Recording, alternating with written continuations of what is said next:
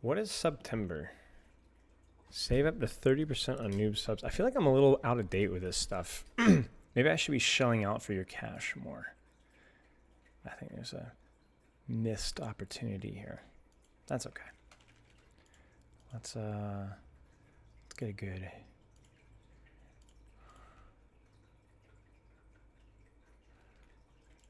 Need a good picture here.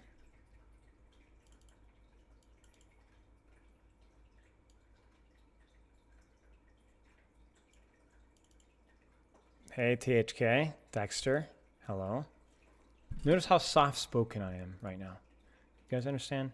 Just very soft-spoken, very wise.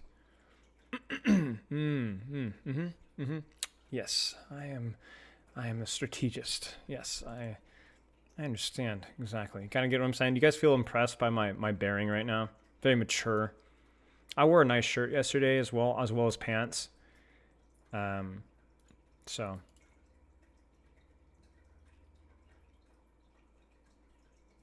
I understand exactly. Counter offer. You get what I'm saying? You can just feel the business aura I have right now.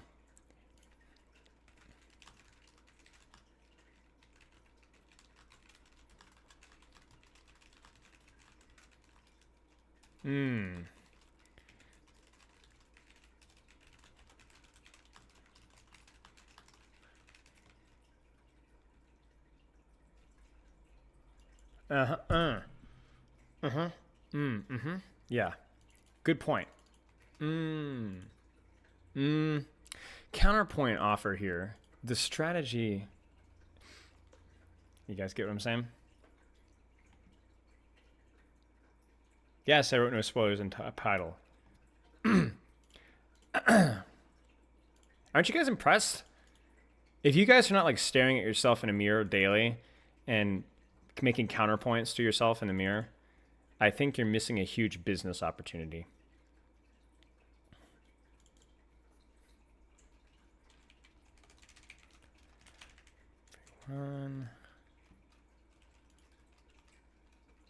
Save your voice, smart. Well, that's scary. Do you think Genji will ever be as strong as Tracer? Not likely. Not likely. There's a chance. They would have to do more with his shifting power away from his ultimate, more into his neutral. Or at least the damage boosting, but probably not. Business opportunity. Yes. Hi, guys. Yeah, well put. Counterpoint, I miss a lot of business opportunities. Well, that's because you don't practice in the mirror. No, I did not read the patch notes yet. You guys gotta wait. They gave Echo 400 HP. Can we do patches first while they're still hype? No. You guys have to sit there. Why is my Twitch reacting with pregnant man on my Twitch? No, we're not doing patch notes first.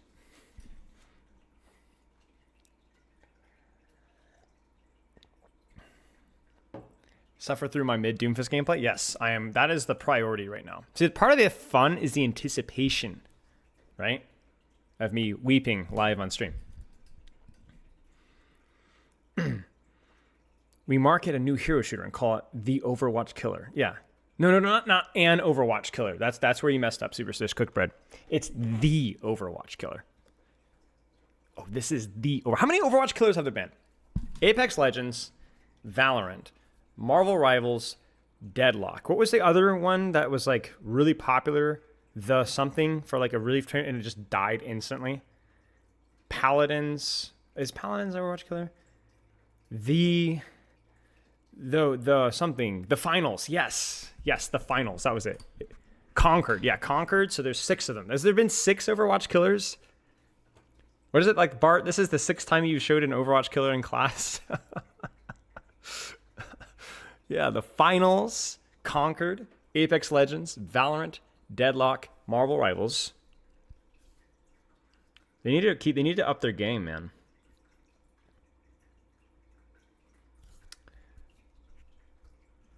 Conquered's still gonna kill Overwatch, in my opinion. The best part about Conquered is it did so poorly that everyone's like, "Oh, Overwatch is great."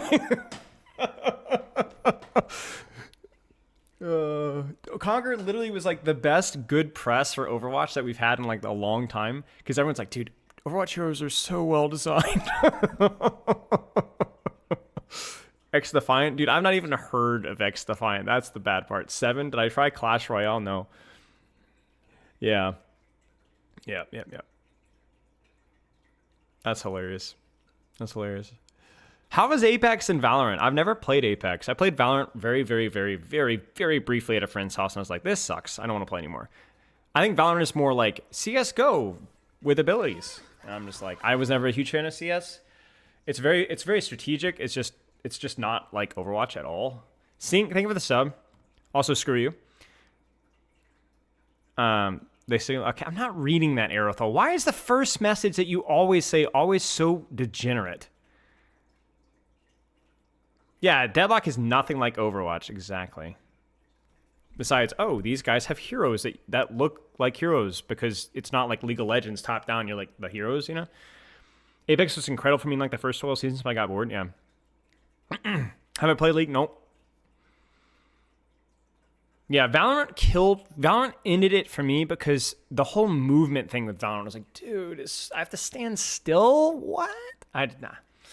No. Chess might be the new Overwatch killer. That's actually so true, actually. I think Apex, in theory, always looked really cool for me, but I heard some like really nasty stuff about like how ranked goes and so on. So, I mean, it's probably still a pretty good casual game, but... I was the Tracer player that DM'd you that micro 1v1 really. Oh yeah, cheers, big wiener 64. You're not that guy, Zally. Yeah. So it's I think the problem is that people think like criticisms for Overwatch are often just like taste differences, and criticisms for like Valorant are often just taste differences as well. Like I think Valorant's probably like a really strategically sound, fun game if that's your cup of tea. Deadlock, I think, is going to be, from what I've seen, is like a really solid game. It just isn't Overwatch, you know. So like, I think people say that like Overwatch is the best Overwatch killer, and I think that's so real, you know. Like if I think the only thing that comes even remotely close would be potentially Marvel Rivals, just because it has a lot more similarities. I love that I insult you and you give me 100 bits. That's super big brain, but. It's the only one that has even like remotely similar mechanics of like the ultimate system, the hero swap system, the team fight, the roles, the movement acceleration kind of similar. Like the movement feels sort of similar-ish.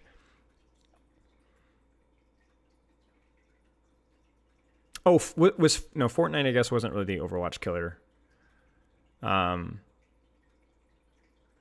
Yeah, Rivals, yeah.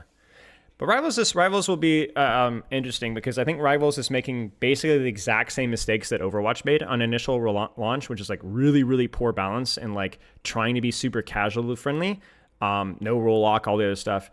I wouldn't say necessarily mistakes, all of them. I think some of them are mistakes, but there's stylistic choices, which I think will not age as well once the game actually goes live. And so I am morbidly curious to see all the exact same complaints going through Marvel Rivals all over again. Now, one thing that Marvel Rivals does well is that there are a couple of characters that are really freaking fun and really freaking dynamic. But the same thing was with Overwatch too. Like launch Overwatch had Winston, Genji, Tracer, Lucio, right?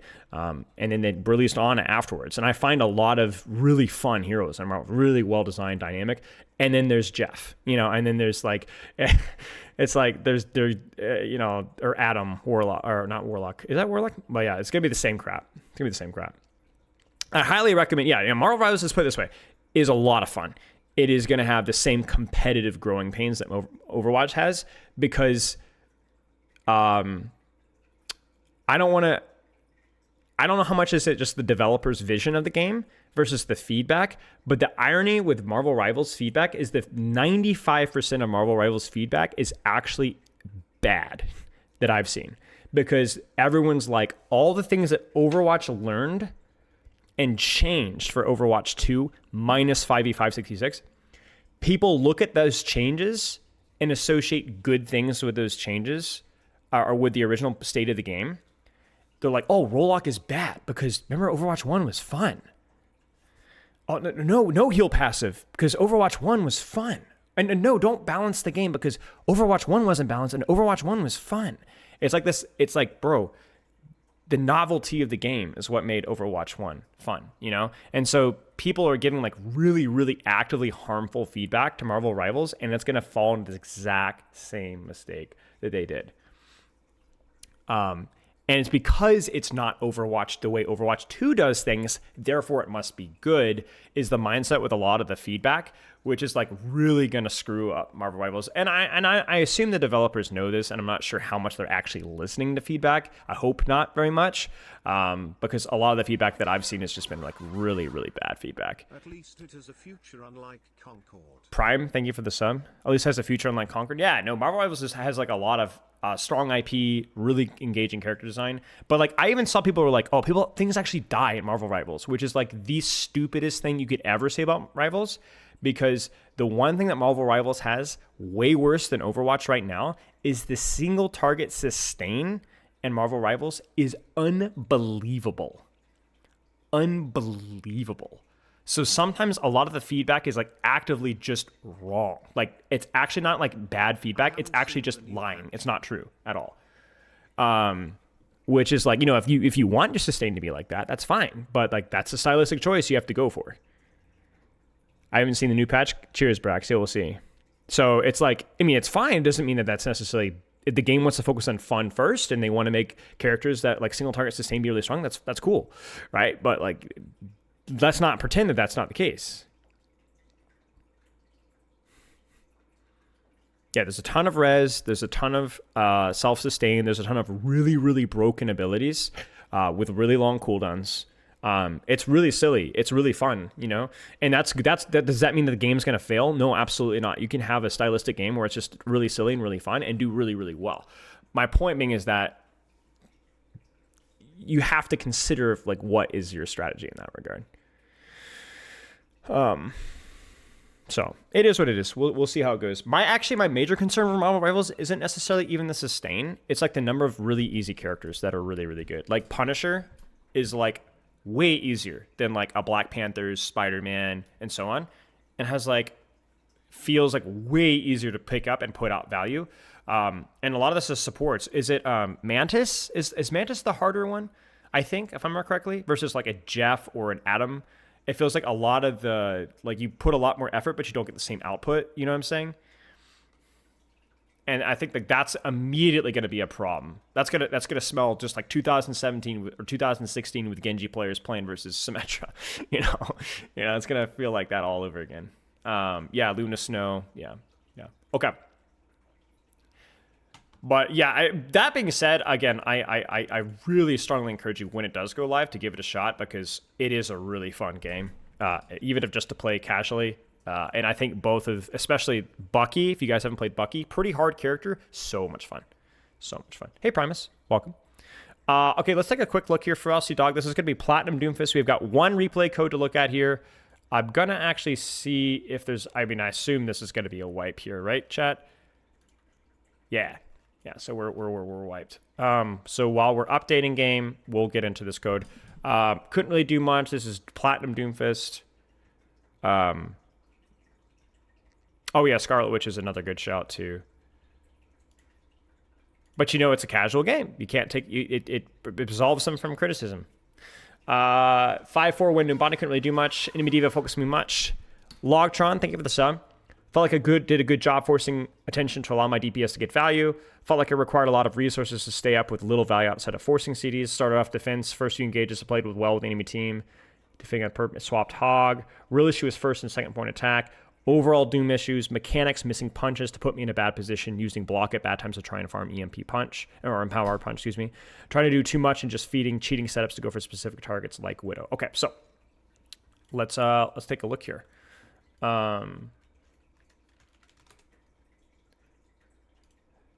You guys ever know the song, Let Me Be Your Frosty Dog? All right. Or Salty Dog, not Frosty Dog. Honey, let me be your salty dog. It was not a very good song. I'm not going to lie with you guys. Don't question mark me, please, guys. Okay, let's take a look here. So quality here, Nice. Funny, the last time I coached Doomfist was on this map.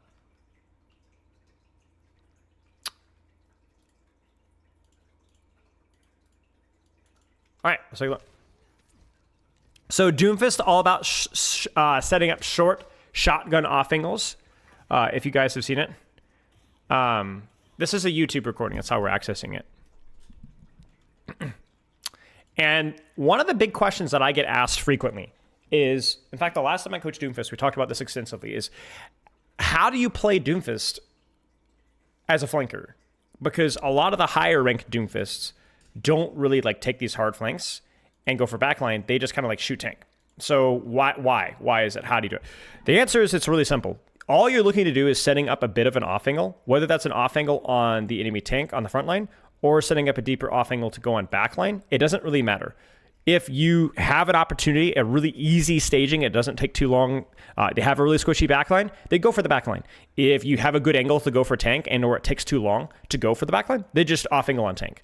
You really don't have to overthink it. Doomfist has good trades on pretty much every character if you place it properly. So the reason why you see a lot of Doomfists in higher ranks not really hard flanking is because they're going to run it, they're going to into flankers, they're going to get poked out because they don't have sustain, and then they're going to have to go back. So they're just going to off angle on tanks or whatever's available, and they'll go from there. It's really, really simple. You could take favorable trades just by simply playing smart positions from whether backline or frontline. Check the title, y'all. So like this is a great example. You're controlling the space here, you force bubble, you force jump, you took 0 damage, and it just cost you a punch. So why on earth would you hard flank backline when can you just do this? The only thing I would say here is be cautious about peeking this too much versus their composition because they will poke you out. They've got Juno, they've got BAP. There's no real reason to poke this out. Let them engage on you or commit on you. Or if you are going to peek them, then think about this. Instead of rotating back this way, walk forward up along this hallway and poke out backline here from a range that where you can actually threaten people. In fact, I think that's the strategy here. Like you're peeking backline from a million miles away, so you take 1,000,000 miles of damage. Then you use cooldowns to chase the monkey instead of trading his backlines. You were already on an angle so you could just walk and trade backlines easily. Instead, you looked at the backline from like 20, 25 meters, took a ton of damage, did no damage, and then used both CDs to go peel off backline. This is the problem. Because chat, where's the Baptiste right now? Where's the Juno right now if they're smart? Where are they? Anyone want to guess? Right? They took the space that you vacated. And they took the sightline that they vacated. Exactly. So you need to guard this space. If there's nobody here, find a different angle. But this is bad.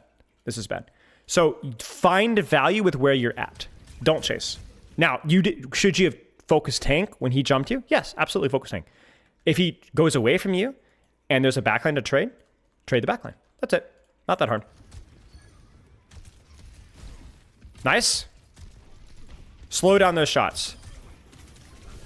Slow down those shots. Doomfist mechanics are hard, but they're extremely important. We're good. Diva. Again, not a tank that you're really concerned about. You could easily trade with the Diva. Sure. Change your off angle. So this is the choke we're taking here. We have a bit of an angle because we have spam coming in from here. We have spam coming in from here, and we're coming in from here. Even if it's all in the same choke, it's fine. Just punch her. It's fine. Sure. I don't know if I'd use empowered punch without letting them come out first. So like let them come out so your team can follow up is the main thing here. Like same thing here. It's like it's not gonna kill you, but it's like this is just no real point. Like make them commit, you know.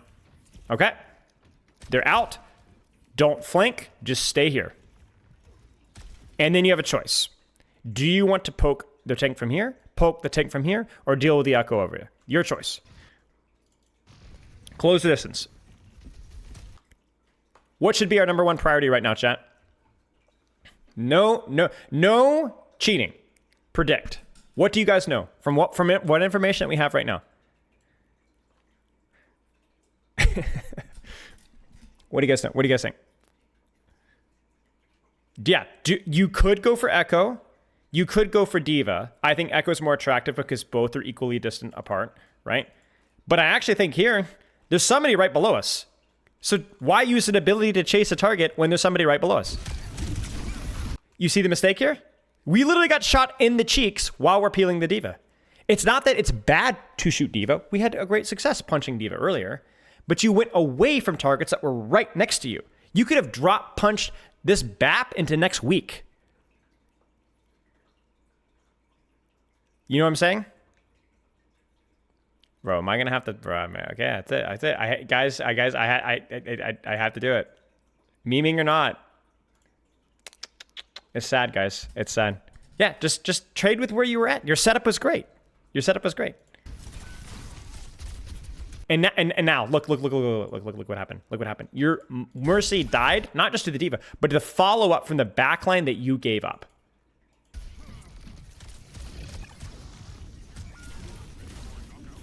That's it. And so now you're not even in a position to go for backline. So remember the rule of Doomfist. You are extremely flexible at target priority. You can go with whatever you want. Tank, DPS, it doesn't matter. But go with what is convenient from your position so that you don't have to use cooldowns to engage, but you can if you want to. You could just drop and shoot her in the face. You could drop a punch and then still have a slam to get out. You have so many options. It's all about controlling space and shooting what's convenient. Never seen a mod here in my life? That's right. This is a self-moderated chat. In other words, it's not moderated at all. I'm pretty sure there's like human trafficking going on in chat all the time. It's terrible. Okay, let's set up here.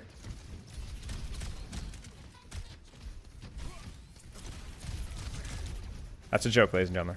Now, actually, the reality of the situation is like all my moderators are just like friends of mine, and they may or may not be here.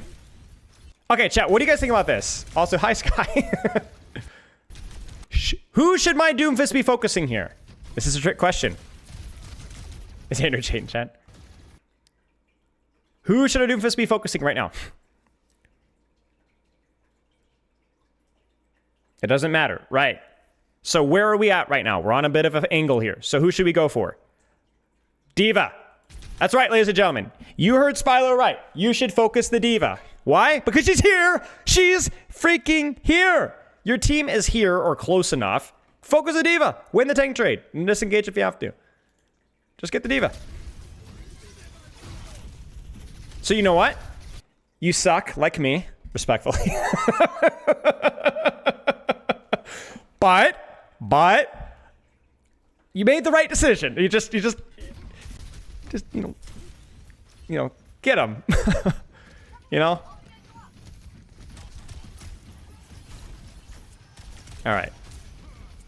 All right, let's set up. So now, do you want to angle on the D.Va here? Do you want to angle on the D.Va here? Do you want to take top and flank around this way? Do you want to take this angle here and flank for backline here? Do you want to hard flank all the way around? What do you guys think? Yes, thank you, Rex. What is the most convenient angle to set up for a Doomfist right now, chat? What do you guys think? I think there's two options here. I think go to car and just shoot, play from main, right? Or I think because we're close to ultimate and we have this huge lane right here, just go right here. Taking top would put you too far away from people. I think you go here and shoot tank, or you go here and shoot backline. They're both easy, they're both convenient. I think either one can work. I don't think top is better. I think top takes too long. I think you get poked out in the open here. It's too open. Sure. This D.Va turns the corner. Look at this. This D.Va turns the corner into you? Sure. And now do you see how your team went here? And so you actually going main was a flank. Now, who should our Doom go for now? Do you guys see it? Do you guys see it? What do you guys see? What do you guys see? Did you see it? Do you see it? Do you guys see it? Yes, it's BAP. It's BAP. Why? Because BAP is there. That's that simple, guys. Just go for the BAP. Go for the BAP. Go for the BAP. Don't go for the Juno. I know it's Juno. I know she's squishy, but Juno way far away. Dude, I would go for Mei here. He's there. Go get him. No. Do you see how inconvenient this is? Do you see how like awkward it is? Just go for the bat, man. Just go for what's there. You took the time to set it up, and then you had to go for a you went freaking Quake on me. You get what I'm saying? And for what? Sure. I actually don't think you necessarily need to go for the slam here. I think it's a pretty common combo out of ult, but you slam out of ult usually to dodge CC. There's no CC here. You could probably just drop punch here, honestly. I think you're probably fine.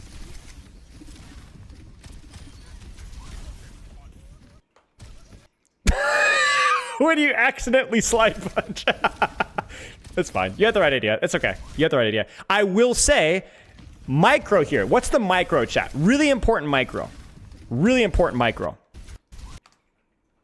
What's the important micro here besides hit your punch? Dumb. What's the important micro here? We have empowered punch, so what should we do in this BAP? Come on, BAP. Come on, Doom players. What should we do? What should we do? What should we do? Really important. Right, did not need to fully charge it. Exactly. You just needed to tap punch into the boss. One shot, he's dead. You do not need to charge your punch to telegraph it, to give time for him to jump. You just punch. That's it. Uppercut him. Exactly. You got it, dog. See, dog is the real wizard here. You got to be a chemist, a doctorate, philosopher, warrior, priest to be able to play Doomfist. That's why I've never met a Doomfist main in real life, because not that they're degenerates or anything like that, it's just they're too busy studying. This setup here is fine. Now, this is the question. If D.Va comes up to us, are we going to contest that D.Va? Because that is the correct play. Yes. You can even charge your powered punch here if you want to. Block. Now, thank you, Brax, for your feedback. What are our choices here? You can continue the value on this angle here, or you can go, this is too open. I'm going to disengage to cover here and play my angle here, or play my angle here. Your choice. I actually don't know if I want you going in like this. I prefer you to set up a position first.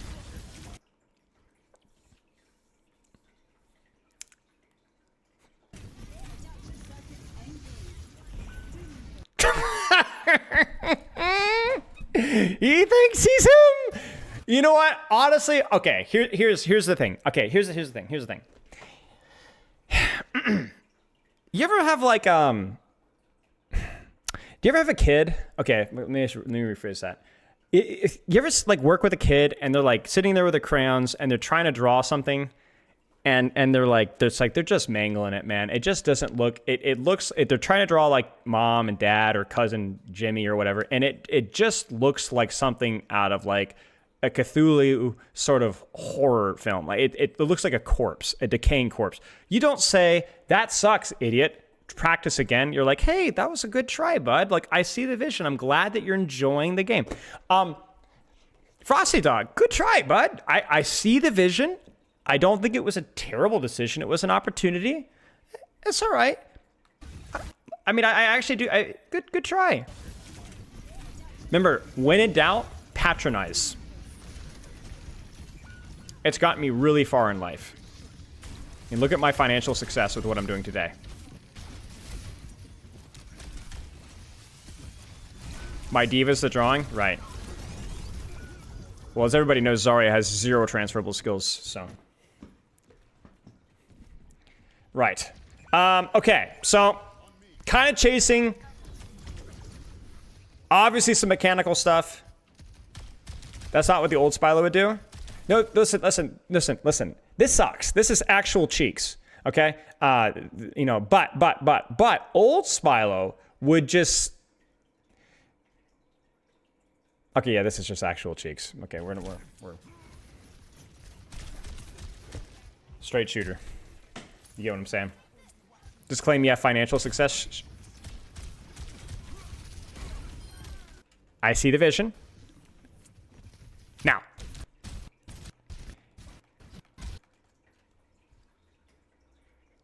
What do you think, chat? What are our options here? We have 2 options.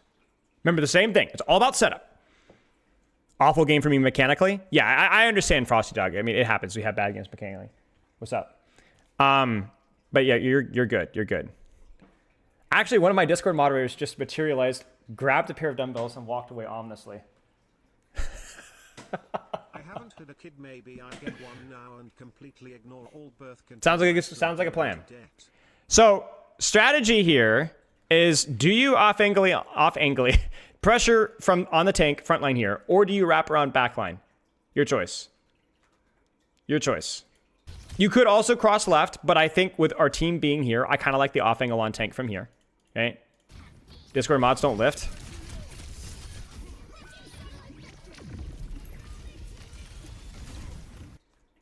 Okay. It's not the positioning, it's the plan. Hey, Melio. Speaking of degenerates, what are we punching here? How's the Metro restraining order working out for you? Yeah, just kill the Mei. Yeah, that's good. Yeah, nice one.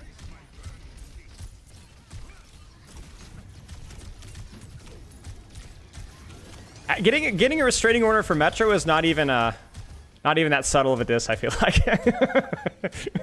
It's like the Nobel Peace Prize of the Overwatch community. Okay. I like this. We don't have to hard flank backline. We have our team here. You're off-angling on tank here. This is good. We're completely cool? Good to hear, man. Good to hear, man. Make peace, not war. Or whatever they say. Confusion, you're an idiot. Hawk Tua has to actually be maybe the most brain rot Gen Z humor ever. It really might be the worst ever. I think Skibbity Toilet is like not funny, but it's like, oh, the picture's kind of funny looking, you know. But I think Hawk Tua, it's so, there is no humor in it at all. It's not even accidentally funny, but it's just like, if I keep saying it, it will eventually be funny kind of a thing, you know? You guys ever, okay, here's the thing. You guys ever work with, like, the best part about it is I know where it comes from. You guys ever work with kids? I've worked with thousands of kids, right? All ages. Literally 3 years old to like 16, 17, technically, whatever, right? And especially like 7, 8, 9, 10, right? They say something, they're like, hey, if I keep saying it, it will eventually be funny. They don't have like this internal social feedback system of if you say something dumb, nobody. But the problem with the internet is that there's always somebody going to find anything funny, right? And so what ends up happening, they get that positive reinforcement, and or they're just like, I'm going to keep trying it. Eventually, and this is what happens. You get what I'm saying? Hawk 2 is not even funny. It's not even funny. It's spitting. Okay? Hawking and spitting. You know who hawks and spits when I used to live like 15 years ago? Like hillbillies. Like 70-year-old hillbillies. My old football coach carried around a Gatorade bottle with tobacco spit. Okay? That was not funny. That was disgusting. No, I'm not 50. Okay, you guys, we're done. We're done. Don't do it. Don't do it. Why? I mean, you could, but you being here to punish Steve is probably more important. Good. Do you see the indecision and pain you're causing? This is good. Punch her in the freaking face. Punch her in the face. Punch her in the face. Punch her in the face. Punch her in the face. Punch her in the face. Punch her. Punch her. Punch her. Punch her. Punch her. Punch her. Punch her. Punch her. I love the patience here. Get her. Get her. Get her. Get her. Yes. You didn't even need to slam that. Honestly, you could have just walked, but that's fine.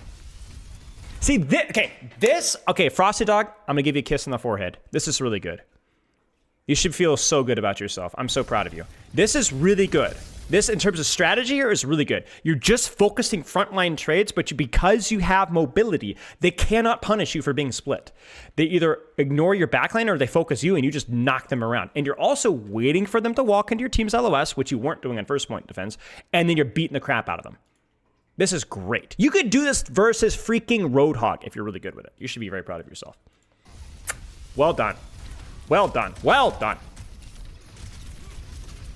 Well done. Well done. Well done. Well done. Well done. Don't chase the echo. Don't chase the echo. Shoot the diva. Stop. Punch the diva. Stop it. You can't stop it. Look. He just doesn't care. Like, he's right. Okay, this is your job. Look at that. Go. Yes. Okay, that sucks. That's okay. Look at this. Beautiful. This is the worst mechanical performance you've probably ever had, ever, on any hero at any point in time. But, and I feel embarrassed on your behalf. I aspire to have your level of confidence to send in a VOD like this, okay? But, you are a wizard with your strategy this fight. You are absolutely a wizard. This is perfect. This is so good. You're so good. You're absolutely killing it. And I'm not even joking. Like, you're just going to win this fight. Your team pops 2 ultimates. I don't know why. Your team pops 3 ultimates. I don't know why. Because they just blew 1, 2, 3 ultimates and got jack all. Because your positioning and setup was so freaking good. So freaking good. And then you pop off when it matters. That is so good. Like, honestly, so like deadlift performance from this setup here. Excellent job. I'm so proud of you. And look at that. There's the Roadhog swap. You see it? It's perfect. You held the angle. You focused the take. You CD'd in. You CD'd out. Perfectly done. And here comes the hog. Right. So this is the thing. This is the thing. This is the thing. Okay. This is the thing. Okay. The hog doesn't matter. The hog doesn't matter. You have cover. You have ways of breaking his hook. You have ways to where even if he does hook you, if you wait for him to push here, if he hooks your team, you punch him in the back, he dies, or you cancel hook. If he hooks you here, you get support. You're good. Hog Tua. Hog Tua. I hope you enjoy your time. Enjoy your timeout. No, it's not funny. Stop encouraging it. Stop encouraging it. Ban you too? Gladly. This is not even bitterness from my end. This is just community service. We're taking out the trash. Now don't be calling me. This is just community service.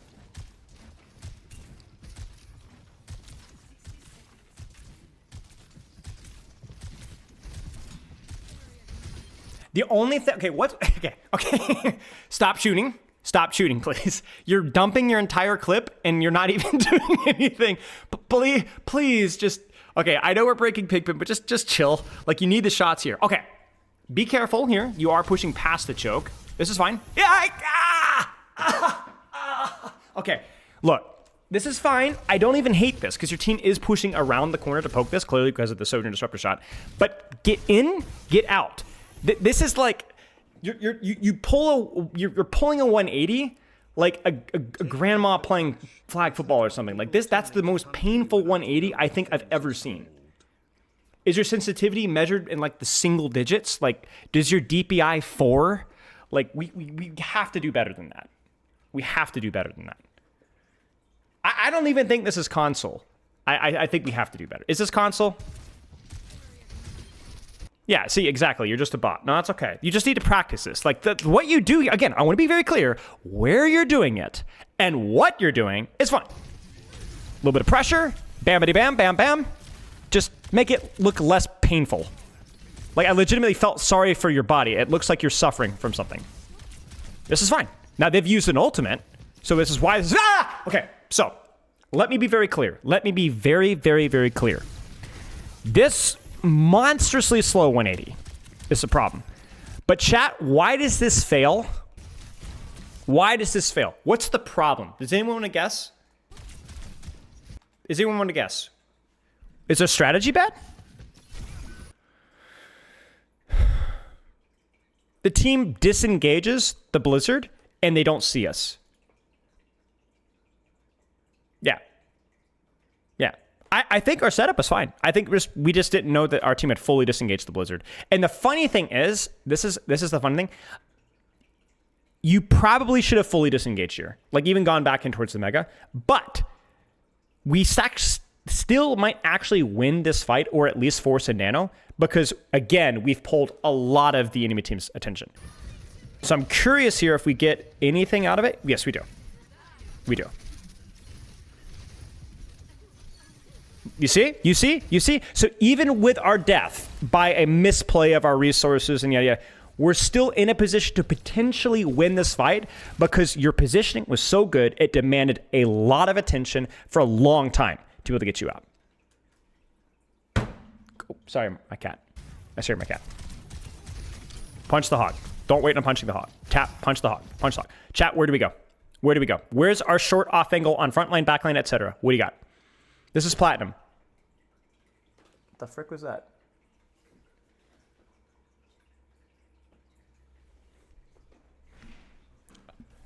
Finji, thank you for the sub. Yeah, tick top. Tick top. Tick top. You could also off angle and like kind of like play cart and poke this or poke that. But yeah, hey. But yeah. You got options. Just don't stay in the open. That's why I think playing stuff like this is easier, because you don't have to use a cooldown to force a cooldown. You could just shoot. And that's why playing really good cover on cart is really good, because you don't have to use a cooldown to force a cooldown. You could just stand there and dance, shoot, dance, shoot, dance, shoot, dance, shoot. Or the same thing here. If you're here, hey, you are going to force a response. You're going to force a response. And that's what we want, without having to use a cooldown. Because you see, the problem that so many Doomfists mess up is because they don't set up, they don't think about an angle with cover here, or an angle with cover here, an angle with cover here. They have to use a cooldown to get in, and then a cooldown to get out, and that's how they force CDs. They have to use CDs to force CDs. You should use CDs to set up, so you don't have to use CDs. You just go to force the CDs that you want. Because just your existence is enough threat, enough pressure. Your damage is enough pressure, enough threat. You see that? See, you're going to force CDs right here. You're gonna force CDs because this is dangerous. I don't know what the frick you're blocking there. That sound was almost a Hawk Tua. Well.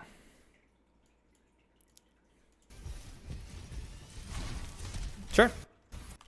You're so good. You're so good. You're so good. You're so good. This is brilliant. This is brilliant. Yeah, your block usage is totally unintentional. 1984. Great punch on the angle. Shut it down. Get the frick out of dodge. Set up on an angle. So not only do you disengage the hook, but next engage is going to be that much better. This is so good. You're so good. You're a wizard. This is beautiful. Now chill. Pokey, pokey, pokey, pokey. And get her. See, the problem here is the same thing that you made in first point defense. You don't have CDs. You're too far away. This is too far. This is too far. This is too far. So don't peek. This is too far. Don't peek. Just chill. Just chill. Then go for a drop punch. Cook him. You're playing Sniper Hawk. Sniper Doom. Same thing you did in first point defense. Don't do it. And so now you actually do need to leave. Yeah, you do need to leave. You have to. You have to. It's too much, but too long. That sucks. I felt like that should hit. That's a little bit unfortunate. Should you never peek unless you have the intention of making a play with CDs? You absolutely can if you could do damage with your shotgun. If you can't, you don't. If they're directly underneath you, then yes, you could actually do significant damage, so you could peek without CDs. But they were too far away. Wow, poke Tua at the thing. Well, guys, enjoy.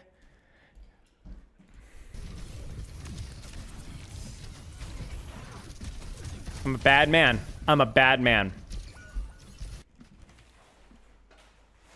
I'm a bad man. Don't I just use your brain and automod the word? Bro, I don't know how to do that. I don't know how to do that. I don't know anything, okay? It's really not complicated. So, what do we sing so far?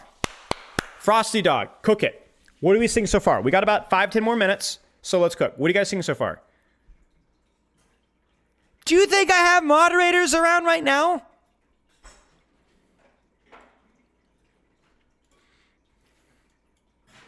I will win. You will lose. All of you will lose. Keep trying me. Do what's convenient in terms of target party. Set up on a short angle, whether it's on tank or backline, it doesn't matter. And then pressure what's convenient. Exactly. Good setup, and then actually using the setup that you have. Because actually you've set up really well a lot of times, and then just like, oh, look at that. Let's go get that. No. And then honestly, like mechanics, not just hitting your punches, but your movement, your shot feels a little clunky at times. We got a mod Tua. You're going to lose. Every single one of you, you will learn. You will learn. You will learn. Yeah. Bad CD usage. Can I be honest, Frosty Dog? I know you're just typing in Twitch chat right now, but just for an example here, that's awful feedback. Bad CD usage in regards to what? What about your CDs can you fix? Something I'm going to be as specific as you possibly can. Whole chat getting timeout this rate? Possibly.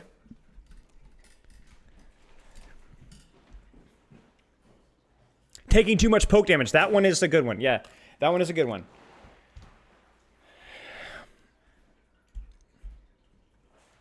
You'll learn. You'll learn. Some of you guys just... Block when not taking damage. Yes, yes, that's a great one, Frosty Dog. Or when I'm full HP, that's a great one. That's a great one. That's a great one.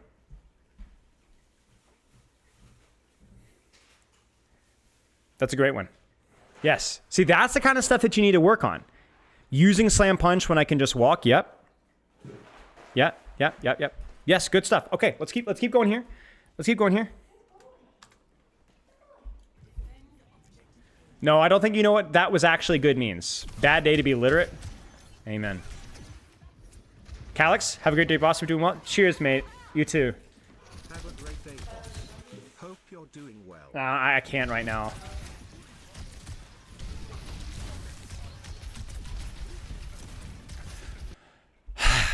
There's not really an angle here. You're just kind of beating your way out of a choke. And this is where I think you can use your mobility. If you're going to beat yourself at something, at least beat it on a flank, you know? Like, go here, you know? Come from here. Approach from there. You know, come walk from up here. Go for something here. When you're stuck in a choke, this just isn't it. This isn't it.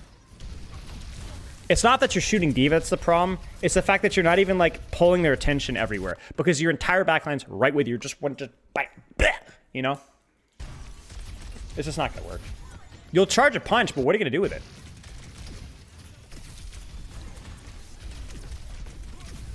You see what I'm saying? It's just saying it. Is you better take top right a point? Usually because there's more space to choose your engagements, yes.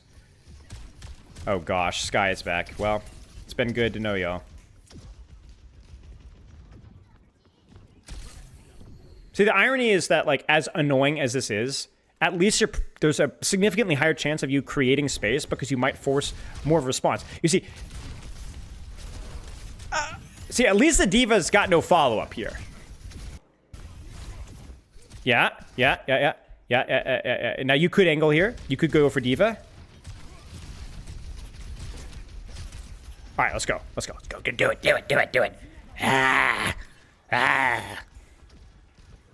Good. Get her. Sick him. Slam punch him. Get him.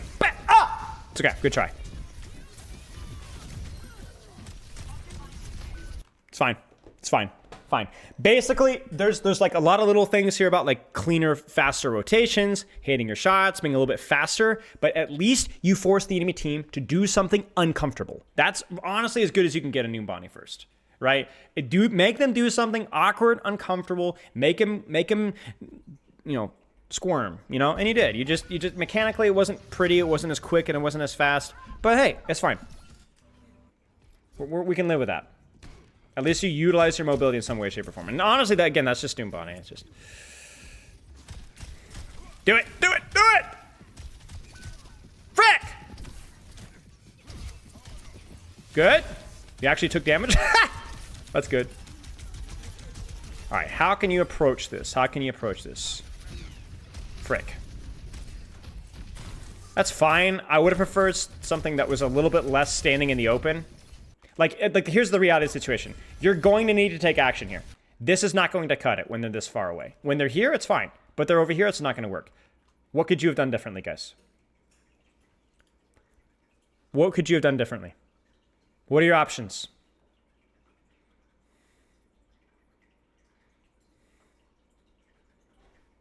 Under bridge, right? Can walk here, slam top, punch him in, slam top, punch disengage, slam top, drop, punch the D.Va back in if she tries to go for you. Just create chaos. Same kind of thing. Be creative. Don't stand. The biggest thing is, like, this is not safe. This is just you phase taking damage and forcing your Ana, Mercy, to sit on you 24/7. It's not good. You're screwing your DPS over.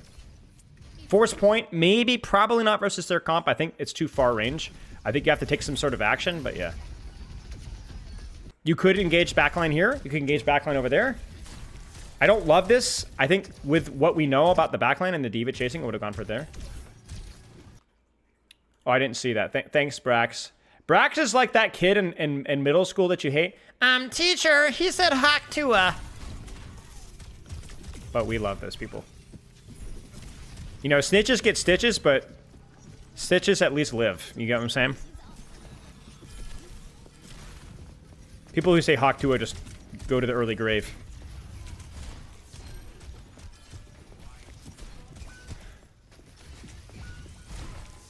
Just deathmatch. This is fine. Wait, what the frick? What the frick just happened here? Ha! I get it. Funny.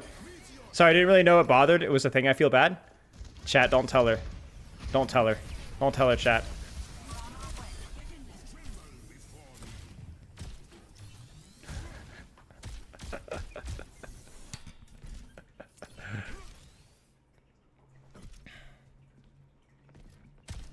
Yes, huge nano. I mean, it was an echo copy nano. True story. Hawk Tua killed my dog. That's why I'm so sensitive about it. Tell you what, I'm not telling you. I'm not telling you. I like the setup here. Just keep pressuring tank. Control the space. It's been a good run. I didn't sit in prison cleaning the coffee on my mousepad for nothing. Can I be honest? I don't even hate the idea of what you're doing right now. I don't like this punch because there's nobody here. But again, like, you don't have to fish for a backline. The space is good. Control the space. Do whatever. You're on an angle. Like, the problem here is not it's not that you're focusing the diva. It's that you just missed, like, legit everything. That's the problem. Okay.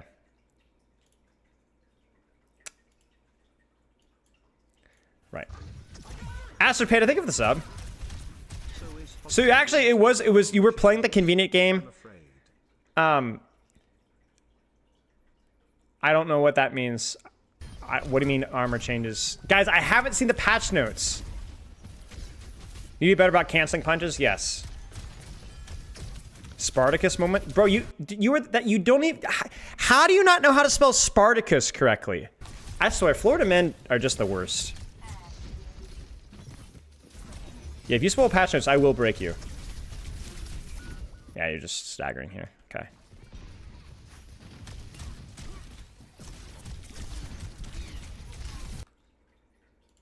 How many timeouts are we up to now, guys? Like 8? 9? Now. This is fine. Just sit here and chill. Ah! Okay, that's fine. That's okay. That was a lot of ults. It's fine. Good, nice. You're from Florida? That explains a lot. Actually, honestly, the whole Florida slander is kind of like self-deprecatory humor or just self-hatred, I'm not gonna lie. This is fine. Take an angle, shoot tank, it's fine. A lot of random shots happening. It's fine. Patch is skibbity. You're lucky that I technically haven't said skibbity is a banned thing. You're dead. Yeah, it's fine. Mechanical overextension with double CDs.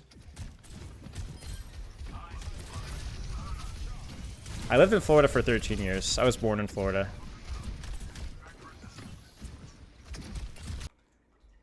Now, you need to wait for your team. What about Goon? Let me answer that question for you. Wait for your team. Take what's convenient. With right now, it's probably either punching Diva or taking top right. Yeah, there you go. See, it doesn't matter at the target party. It's just this is what's convenient. You're taking a good angle here, short sightline angle, and there you go. You're from Florida? Yes. Again, it ain't fancy. Sure. Let's watch one more fight. One more fight. Because I assume they're going to go Hawk here. Maybe she's staying for bomb? I would have expected a Hawk swap there.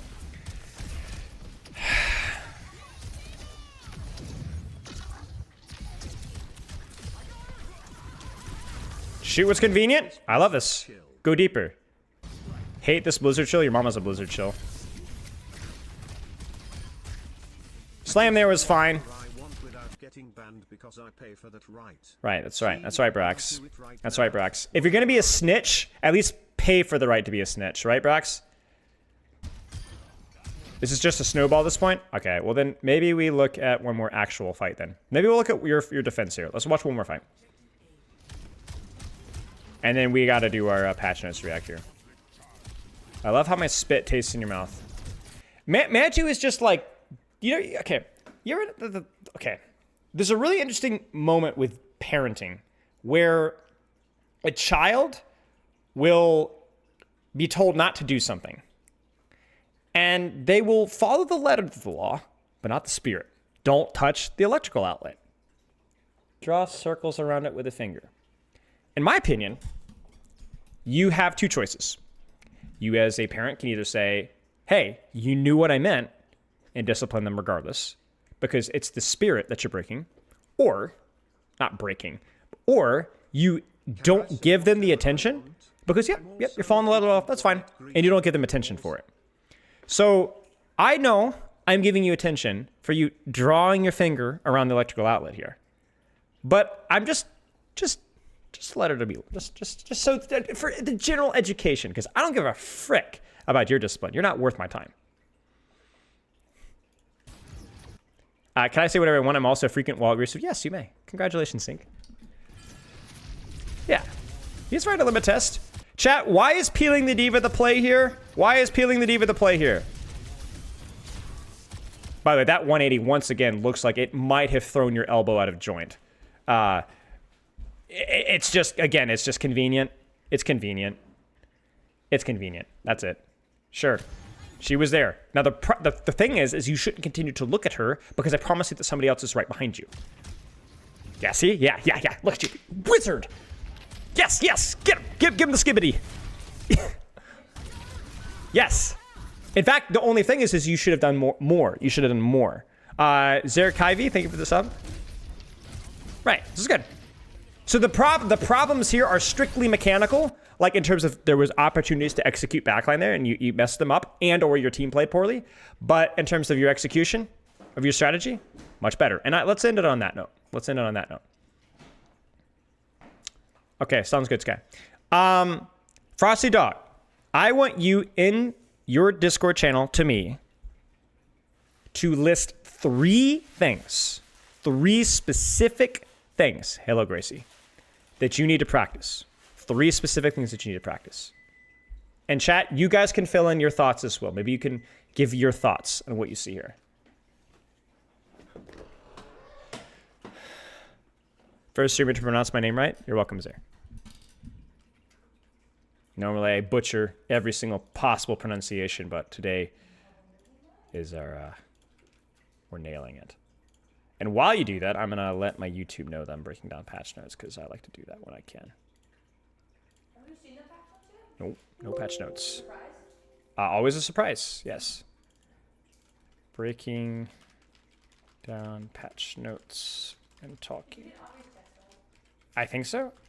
You know about bringing regular shoes tonight? Yeah. Which I find kind of crazy, but you know, Yeah, it's fine. Whatever. They might still change their mind, but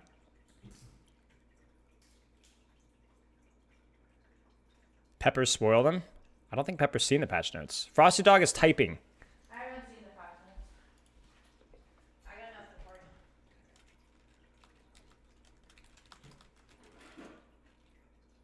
you. Finally get a chance to see a Spylo stream. Definitely going to be signed up for coaching session soon. Cheers, mate.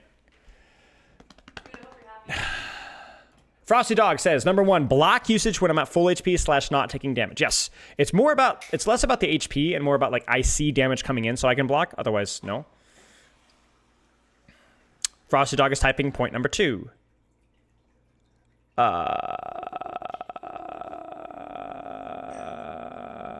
I excited? I'm always excited for patch notes. When are we going to get a fitness gram stream? What is a fitness gram?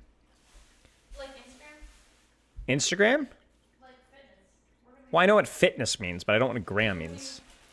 Are you going to tell about the TV screen? Number 2, Frosty Dog says, work on actually hitting my CDs and cleaning up my mechanics. Sure, slow is smooth, smooth is fast, yes. Test? The fitness gram pacer test? What is a fitness gram pacer test? A fitness gram pacer test?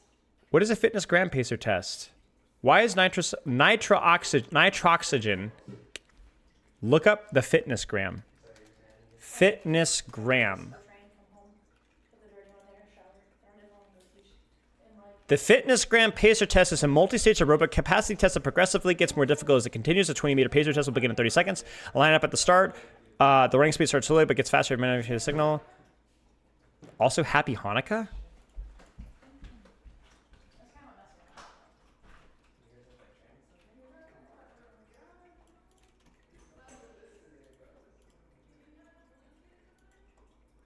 What? What is this? What is this? Number 3, taking time to set up, identify when my team is disengaging. Sure. Taking time to set up. And then number 4, I hope is the convenience one. You better be typing do, shoot, pressure, what's convenient, and don't chase. You forgot it. You forgot it, Frosty Dog. You suck, you suck, you suck, you suck. That one was actually maybe the most important thing that we talked about. Chasing targets instead of pressuring what's convenient. Amari's like, bye. Yes, yes. That's a super honorable mention. Stop messing with me. I don't know what that means. The universal memory of Remember, we have Gen Z kid who said, dude, I didn't have gym class. I was a freak of nature athlete. Hello, Poop Kip. Chat, can you be nice to Spilo, please? Yeah, listen, I was too athletic for gym class. You didn't even go to Too athletic for gym. I was too athletic for gym class. First gym teacher, dude. I actually helped teach a gym class once. Okay, let's pull up patch notes here. I'm gonna have my fancy channel here. Do you show me your phone? Yo, PK, nice hat. Oh, check out the swag, everybody. This guy is the biggest shill. We have a whopping total of 12 of these hats that we're trying to sell. I think I've already claimed one. I'm pretty sure Pepper already claimed one. So we're down to 10. Who's this guy? This is PK, aka Poop Kip, aka one of the moderators. Yeah, Discord mod IRL. Also, the guy propping up all of Spilo's business. Cap. If it weren't for me, it would all crumble. Cap. I know. He's the guy who did the rebrand. So if you guys really hate the rebrand, Stevie, thank you for the sub. You know who to yell at. If you don't like it, I don't want to hear about it. I don't care. Okay, This is weird. chat. Let's cook. So as always, first reaction. I have no insight into this at all. wearing a cap. Purposefully avoid any information, any leaks, and nothing. I want to go in full on. It's always really exciting because I try to avoid it. Hello, Brax. I assume there's probably going to be some diva stuff here. I'm hoping, like, if we had like a wish list here, I think something that needs to address diva. I think probably something that needs to address tank overall. I'm hoping that there's some armor tweaks as well. I don't know if they're going to do the armor tweak that I wanted them to, but I really do feel like tanks are too tanky right now. We've talked at length about Overwatch 2's struggles with finding tank identity here, and I am curious to see if they made any progress with that. I don't know if we have any information as to whether they're going to do that or not. Beyond that, I don't really have any expectations. I don't think anybody's over or underperforming too much. Like, I know Zen probably underperforming a little bit. I don't really know who else it would be, really, frankly. So let's take a look here. So Overwatch, World of Warcraft, yada yada yada. You guys have seen the skins. We don't give a frick. Okay. They're cool. There's cool skins. I just am not a World of Warcraft guy, and we generally don't put a ton of attention onto the cosmetics here. Roll Q Mystery Heroes. Let's go. Roll Q Mystery Heroes is a new variation of the popular Mystery Heroes game mode, but using the Roll Q rolls. Last thing. If you haven't read the patch notes yet, it's probably too late now, but I do encourage you, just for the integrity, go look at them yourself, make your own conclusions before you let, content creator talking head shift your opinion of things, because that is going to happen. If I'm negative, if I'm positive, if I'm neutral, it's going to shift your opinion of things. So I try to be more balanced, but I do have my biases. Yes? I'm going to sit this one out. Okay. Thanks, Boopkip. I'll be moderating chat. Please be nice, chat. Okay. I love the fatherly touch on the shoulder. Son, you can do it. But yeah, draw your own conclusions here. All right, Roll Q Mystery Heroes, Roll Q rolls. Heroes will be selected among the heroes. I mean, actually, this is pretty cool. I know people are going to be like, oh, but it's kind of the chaos of it. But one of the downsides of Mystery Heroes is that, compositional flexibility, like, it's like if you have a support, you just pretty much win. That's pretty much it. So it's kind of a bummer. And I think this keeps the fun and randomness of Mystery Heroes, which I even do in my quick play games. I when I'm playing with friends, I just like to have them pick the hero that I want to play, and this kind of brings it into Hero Mystery, which I think is cool. I think this is cool. So I mean, if you is it going to replicate that peak of playing with like 4 tanks and a support? Oh, great. Yeah, no, but I find more often than not it feels kind of like lame to just be like, oh, we rolled the dice, we get 2 supports, you guys didn't get any supports, we're just going to auto win. And because Mystery Heroes with ult charge doesn't carry over, things tend to snowball pretty quickly. So I don't know. Feels okay. You can still create a custom game of open queue. Okay. Deathmatch has moved from unranked menu to the arcade menu and will appear in daily rotation with other deathmatch modes. Oh, interesting. It might be that the play rate of unranked deathmatch just wasn't all that high, so they're gonna rotate it in and out. It's worth noting that may or may not affect like my warm-up recommendations depending on how often unranked deathmatch shows up. So we'll see. Yeah, tryhard free for all still exists, but tryhard free for all is super inconsistent, at least for NA times. What? Yeah, you can get ice cube. All right, competitive updates, competitive drives. Competitive drives are limited time events that take place near the end of the season. Competitive play role. As you complete a drive, you'll earn bonus competitive points and new rewards called signatures. Cosmetic reward will appear in your name in most locations where your name is displayed, including your name card. Just cosmetic stuff. Motivating people to play competitive for competitive rewards. One of the things, I don't know how these are going to look, so I will reserve judgment and see how they look in game. But the idea of more competitive rewards is always good. Always good. I think like that's something that I've been complaining about for, I think, 5 years. Like literally, like the lack of competitive rewards has been hideous, and hopefully this is a step in the right direction. So hey, nice job. Great stuff. Love it. Kisses. Free value. Nice job. Hero updates. Okay. Frick, man, I'm like, okay, we're standing on the chair, or okay, sitting on the chair. I'm not that sure. Armor flat damage reduced from 10 to 7 per impact. I mean, I guess, yeah. I mean, it's a big buff to those heroes like Soldier, like Genji, like Lucio, who got really screwed over by the 5 to 10. It's like a middle ground, but my problem is that now, like, 7 damage. Okay. So let's talk about really quick about why they did this. Okay, so armor 5 damage reduction. But wait, that means that armor basically does nothing to bigger instances of damage, right? Fire rockets, Hanzo arrows, even stuff like Zen damage. Like, it's pretty insignificant, right? So we need to buff those armor's impact on those damage instances, right? Instead of just screwing over tracers and soldiers and stuff. But then they win it so it actually screwed over those middle damage sources like Genji and Soldier. And so now it does that less. But now it's like, it's once again, I mean, it kind of was initially anyway. Like 10 is not that much damage. It's still worthless on like big bursts of damage. So like, it's like, okay, here's what it is. I'm happy to see this, but this is not a solution, right? We talked about my recommended solution, which was about having maximum damage reduction, which they already have, which is 50%, and then minimum damage reduction. I have a YouTube video where we calculated it, and I've been told many times that this shouldn't be too hard to code. I don't know if they're too busy for that right now, but that has to be the long-term solution.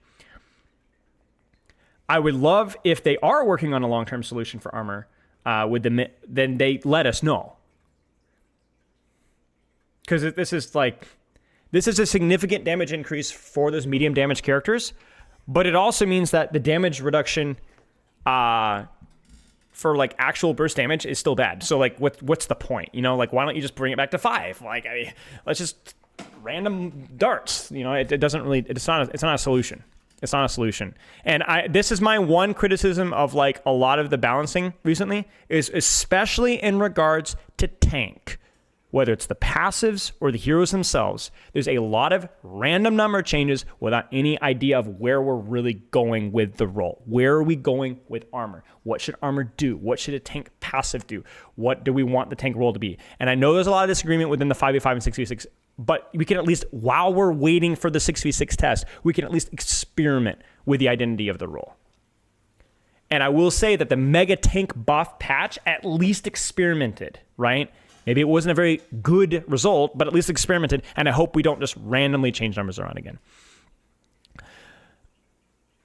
I understand that, Dino, but if that's the case, then they never would have needed to increase the damage reduction from 5 to 10.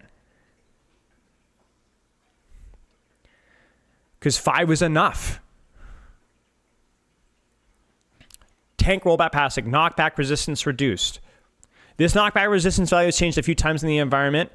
The game shifts. With Juno entering the roster and bringing more sources, the speed boost to help rush down the enemy team, we like to make tanks more susceptible to displacement again. Sure. I feel like this one was always maybe the worst one out of the bunch. Maybe even worse than the headshot passive, which, I mean, it's hard to say, really. Like, I'm not a big fan of either one.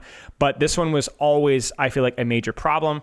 This is something that needs to be dealt with on a hero by hero basis or a boop by boop basis. This is good. This is good.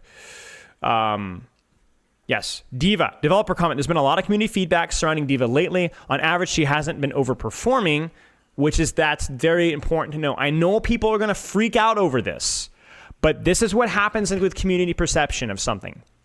Something gets buffed. Nobody cares. Something gets buffed. Nobody cares. Something gets buffed. Nobody cares. Something gets buffed. Nobody cares. Something gets buffed. Nobody cares. And then somebody goes, wait a second.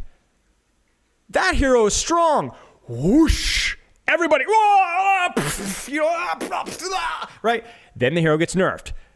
Hero's actually not that great anymore, at least in winning the game. Okay? But everyone's still like, right? People are just slow. And that's normal. This has happened for 7 years in Overwatch, right? 7 years it's happened for Overwatch. Diva is not fun to play versus. Diva is not fun to kill. But Diva wasn't necessarily wildly broken. Necessarily. She's still strong, but maybe not necessarily wildly broken.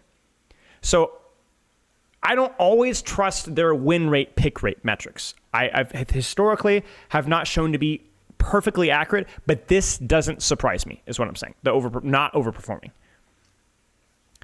She's quite difficult to take down. True. Diva's problem is the identity of the tank, which we're going to talk about after this patch. Now, we got a big talk after this patch. You guys should stick around. Give me all your ad revenue. Reduced her max, shifting the arms of her armor to normal health. So armor is a little bit reduced. Obviously, armor is also a little bit nerfed, and reduce her max combined health by 25 armor, with armor's effectiveness being hit in the same patch. We'll keep an eye on how this plays out adjusted. Sure. I mean, it's fine. It's fine. It's fine. She did receive a pretty big buff from the micro missiles explosiveness, but I don't think lethality necessarily is a problem as long as the character is punishable. And so we'll have to kind of keep an eye on it. Let's put it this way. Is this a solution for Diva long term? No. The character still has major issues. Like, Matrix is just, I don't know, man. Like, but sure. This is like, hey, this makes it so that you don't want to quit the game maybe as much in the meantime. An important nerf disguised in the bug fixes. All right, let's cook. Let's just zoom. Let's zoom.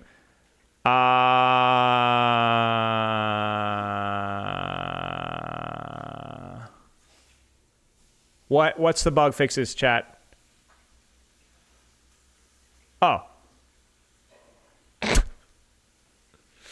Oh, okay. Fix an issue with Diva's boosters. Movement speed stacking multiplicatively with speed boosting abilities. Yeah, so there's the Juno speed ring Diva boosters. Bam, bam, bam. Perfect. All right, love to see it. Happy. Everyone's smiling. Sunshine and roses. Perfect. All right, we move on. Orisa, developer comments. We still don't want Orisa to chase down enemies while fortify, since there's not much you can do to fight during that time. So while we're not removing the movement speed penalty entirely, we are lowering it to a point where I feel much better for Orisa to use. I understand like that what they're saying about like fortify. Oh, there's no counterplay to fortify movement speed. But man, just nerf the amount of damage reduction of fortify, or allow you to headshot her during fortify. Or here's an idea. Use a mobility cooldown. I hate Orisa. I don't like Orisa. I think Orisa has potential, but not in her current state right now. But the movement penalty with fortify is one of the most painful things that they've ever done with a character ever. So yeah. Sure, fine. I just hope that she doesn't mean that she's being played a lot. 3 buffs in a row. Guys, okay, stop.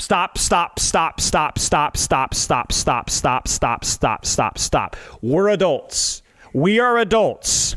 If they said they reduced more fortify movement speed penalty from 20 to 19%, that would technically be a buff. Would it be a significant buff? No. Stop saying, 1, 2, 3, 3 big number. I don't care if it's 7,000 buffs. If the significance is the result. Is the result of this going to be Orisa too strong? Maybe. I don't know. But stop counting as if that actually has any matters. It doesn't matter. The result is the result. Period.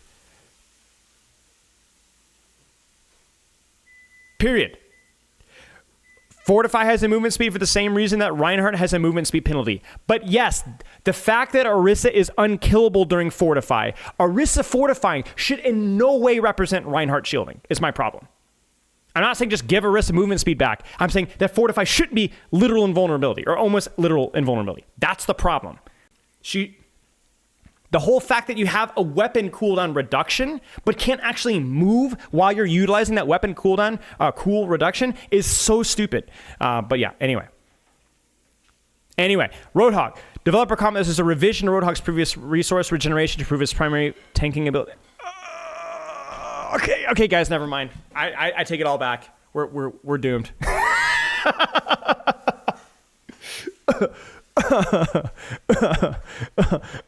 We're done, guys. It's over. It's over. We're done. Yeah, we're done. Been nice knowing y'all. I'm gonna go in and stream right there. Yeah, I will see you guys. Yeah, I'll see you guys later.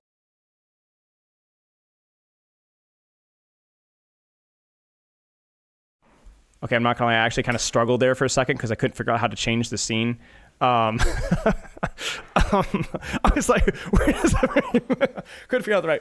Yeah, this is, I mean, I don't know how much this will be, but Roadhog is such a toxic character that I just don't ever want to see him. Rissa has potential. I hate her, but no, just no. Just go away and never come back. PK, don't say that. Don't say that, Poop Kip. Don't say that. Don't say that. Don't say that. No, we're working on it right now, Pinecone. Yeah, I mean, is this going to be a significant buff? I don't know. I mean, what is this? 25% increase, but I don't know how much that actually means. It just means he heals faster. Essentially, it's what it is. The total amount of healing, I think, is the same, but that is, yeah, I mean, I don't know. Huh? I have food in the microwave. It's also sweet potatoes, and the timer goes off. You turn the oven off. Yes. Or you just leave them in the oven, but you have sweet potatoes and. If it beeps, I have to turn it off? Yes. Okay. When it beeps. Get chat. When it beeps, I have to turn it off. And turn up the oven so the house doesn't burn down. Okay. All right. Sigma. The shift in damage from Hypersphere's direct damage into the explosion component is to improve the effectiveness of the air burst explosion when playing at maximum range and makes it more threatening against tightly grouped enemies. Okay. Impact damage reduced. 10 damage. Explosion damage. Sure. That's fine. Basically the same, but yeah. No, it didn't beep. It was this. It's like a hotel thingy. A hotel. Yeah. No longer deals damage to self. Okay, sure. Yeah. I don't know. Like, did Sigma need more AoE damage? See, these are the kind of changes that's like, it's a small buff, but the question is this the buff that Sigma needed? You know? Is this going to be game breaking? No, not even all. You're not even going to notice it. But we should all, I think, with our feedback, we should not just critique something whether the end result is bad or good. We should critique something based off of the spirit of the change, right? Same way that you coach somebody. You don't coach somebody if they miss the anti-nade, but they try to do it at the right time. Hey, good try. Right? What's the spirit of this change? What's the spirit of this change? I don't know. I'm not sure. Does he need more explosion damage AoE? I don't know. I'm not being passive aggressive. I actually don't know. You know, just something to think about. You guys draw your own conclusions. I will need to put more thought into this. I don't think it's going to be super noticeable, but yeah. Bastion, oh my days. The spread reduction is intended to improve the assault mode's weapons' effective range against smaller targets while not changing much regarding how to good it is against tank carriers in a larger size. Okay. Spread reduced from 2.2 to 2 degrees. Ultimate cost reduced by 12%. It's whatever, sure. Notice that they're very thoughtful about how they're doing it versus tank. This is fine. Like, I hate freaking Bastion with a burning passion, but at least it's not buffed versus tanks. I'm indifferent.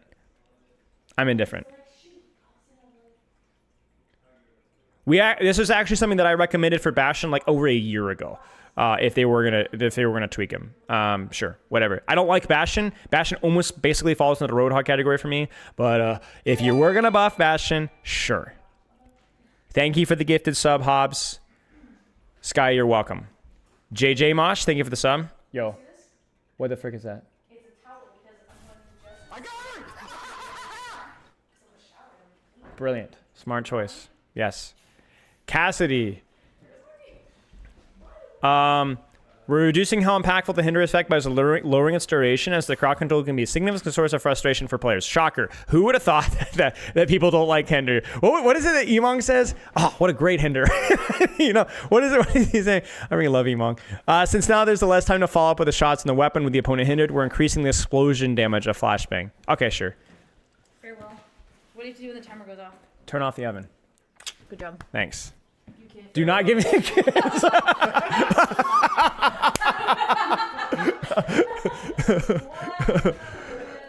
See, dude. If you need a water bottle for Jake, there's water bottles up there. Oh, shoot. You're going to need this. I almost took your My wallet? Yeah, that would have been unfortunate. Bro, that would have been bad. It was like Gabe's been doing a lot of driving. Yeah, this is good. Now, one of the things that we talked about, guys, do you guys remember? This. All right, love you. Yeah, that's perfect. Cool, I'll keep that. Do you guys remember when we talked about, like, what is the effect when you buff an ability's damage by, but you nerf its utility? When you buff a CC's damage, but nerf its utility, what do? Hey, Brax. What is the effect? Right. It's better versus squishies, but it's worse versus tanks. I know what you're saying when you say it makes it dumber, but I don't think it does. I think any CC is just so easy to just dump on the fattest target, right? But when you do this now becomes a much more impactful ability in 1v1s, especially with how breakpoints play around, right? But it's not as valuable to just throw it on the Winston or throw it on the right? So I'm okay with this. I know some of you guys like make it dumber. Maybe not. Maybe not. Maybe it actually. I felt like Hinder was just not that good versus squishies because it just didn't do enough damage. And Hinder was not as useful depending on who you hindered. But now it's interesting. Most people just throw it on tanks, you know. So I'm okay with this. I still don't like Hinder as an ability, but I think this is a good change. I think now you have to have more choices about who you hinder now, which I'm okay with.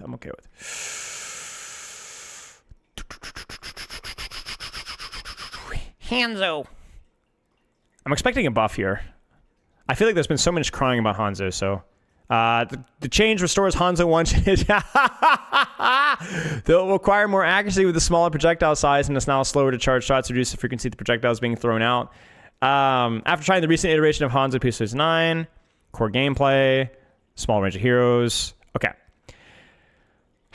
Normal arrows are no longer affected by global projectile size increases. Okay. Maximum damage increased. Okay. Time to fully charge increased. Okay.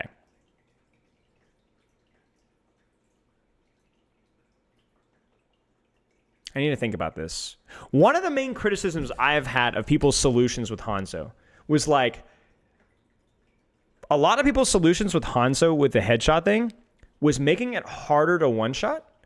Like, and my take was always like, maybe not globally, but on certain cases, but it was like, well, isn't that just going to make him a much more inconsistent output character? You know, it will the longer induction speed like screw it up. You know, I don't know. The good news is with the global projectile changes, it does take skill, right? Like you do have to aim the arrows correctly, which is good. If I were to solve Hanzo, my solution would be give him more funny arrows to use.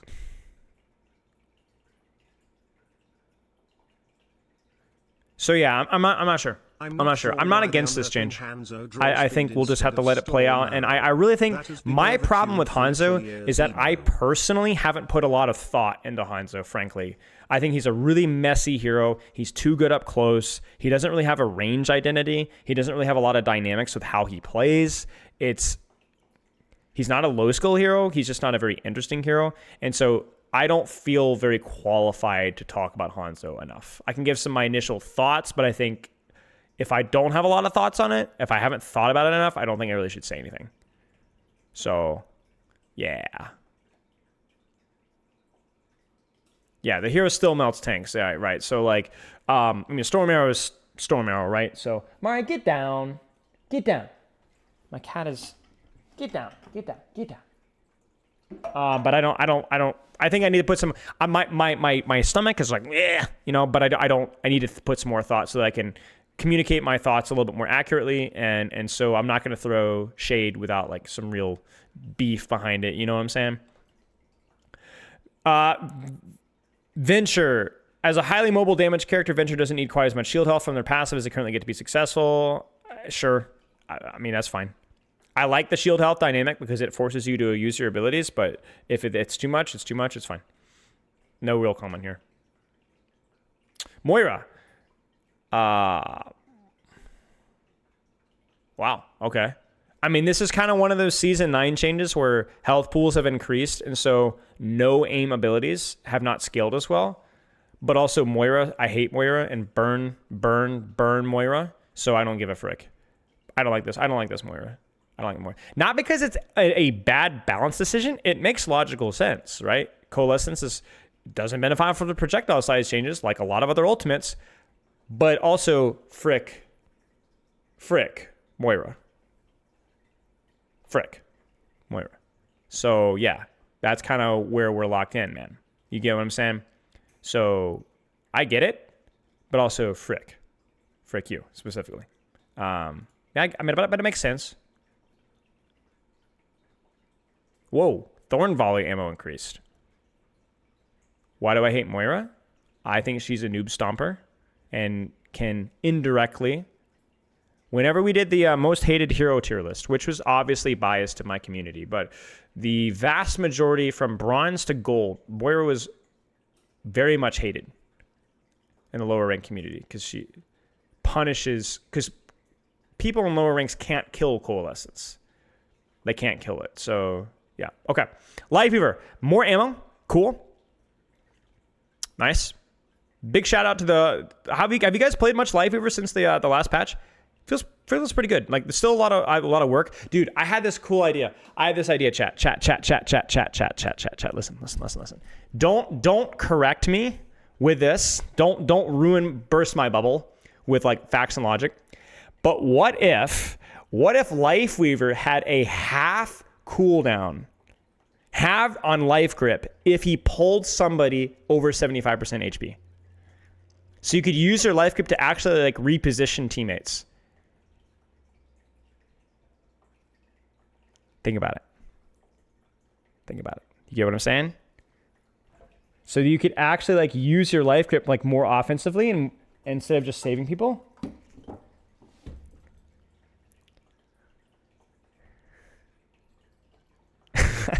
Dude, look, I'm trying to fix the Life Weaver, all right? Like, life grip ain't going anywhere, guys, okay? It ain't going anywhere. People always troll. Dude, people don't always troll. I agree with you. I don't like life grip fundamentally, but it's in the game. Let's make it work. That would make it work. You're holding your tank hostage in spawn? Yeah, okay. Well, whatever. Listen, if people are trolling you with life grip, they're going to troll you with the life grip no matter what the cooldown is. I mean, you got to be worth it. It's worth a shot. Guys, don't burst my bubble. Please don't burst my bubble. Be kind. Be considerate and sweet. Don't give me actual legitimate criticism. Just say, streamer, what a genius you are. Here is my wallet. Here is my firstborn child. Please have both. That's the strategy. You get what I'm saying? Yes, good. More. Yes, good, guys. Thank you. Okay, your bubble sucks. Okay, buddy. All right, Zenyatta. With the current addition of more speed boost in the game, Zenyatta and generally more poke-oriented team compositions by extension have fallen off a bit due to how immobile and vulnerable he can be, which I think is not necessarily a total bad thing. And I love Zen. Zen is probably my favorite character in the game. But poke ear metas are generally a little bit more toxic as opposed to some more of the brawlier comps and the more dive-ear comps, in my opinion. At least some of the pokier heroes can be a little bit more toxic, but it is correct, yeah.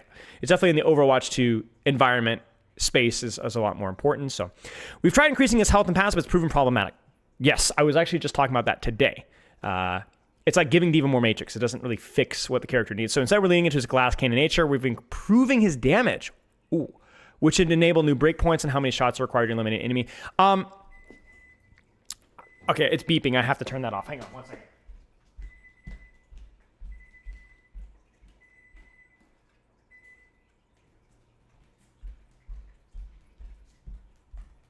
Yeah, thank you. No, I got it. I'm way ahead of it. I have some thoughts with Zen here, maybe, okay. Let's see here. We're improving his damage, new breakpoints, new shots, damage increased from 48 to 50. Okay, so is Discord 25%? He can 2-tap headshot now. Got it. Okay. Okay. Versus 225 or 250? 250, right? Okay. Interesting. Cooldown per target reduced from 7 to 6 seconds.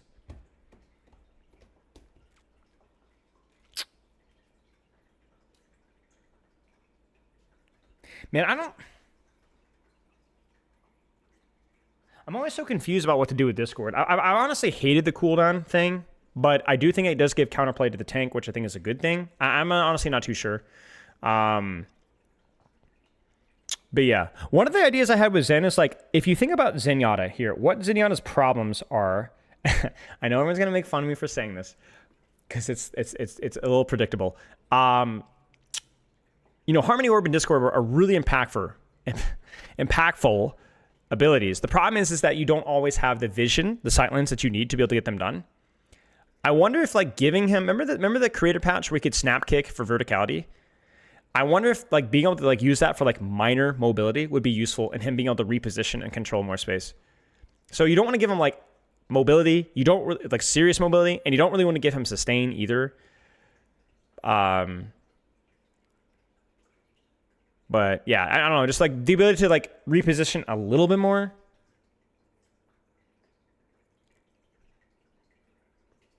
You don't like Zen Kick? I mean, I don't like Zen Kick in terms of the boop, yeah, for sure. Yeah, like tiny exo boots, like 4 meters up kind of thing. I don't know. I feel like it'd be worth experimenting with to see how much make sure that he's still punishable, right? Other types of comps when played with a Juno.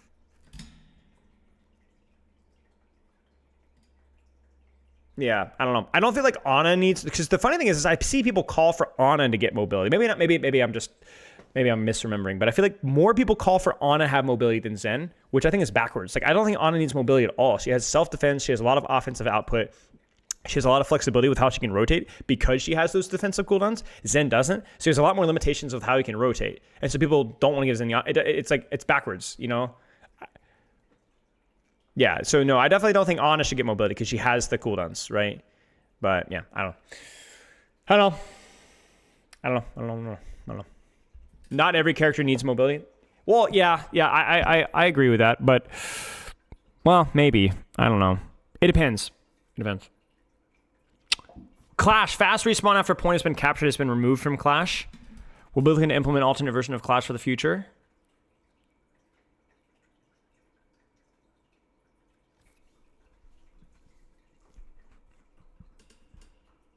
This just means that, like, if you lose a fight, you're less likely to recontest immediately afterwards? Does this make snowballing a little bit stronger? So that makes offensive snowballing, like, more attractive? Yeah, actually, you're so right, Michael. Maybe the best hit change for Zen. I forgot about that. I always have been a hitbox pilled guy. Respawn timers for defenders gets reduced by 2 seconds for each segment the attacker is securing the final capture zone. Yeah, so this is the second change. Hi, pretty girl. We're bumping here. Okay. The second change is just a balancing act for the first one. In other words, they're like letting you encouraging you to snowball for the first tick, but making it so that it's harder to capture all the way. Right. So it's motivating you to get that first tick, but not making it easier for you to full cap, right?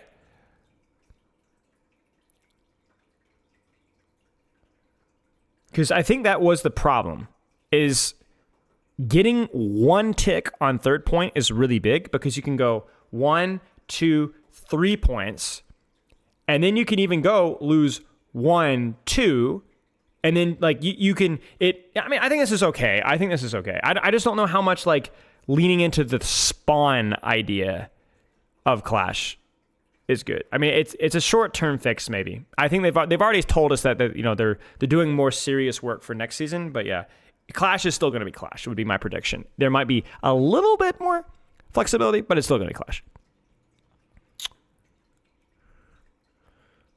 Stop sucking up, Sky. Ignore people that compliment you like a real gentleman. You get what I'm saying?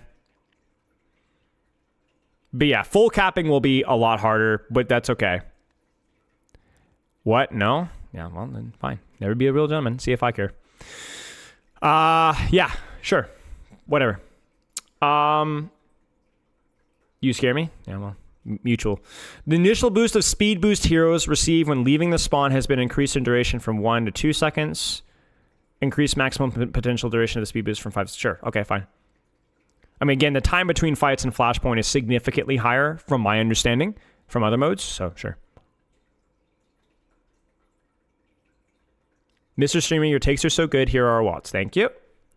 I think that's it.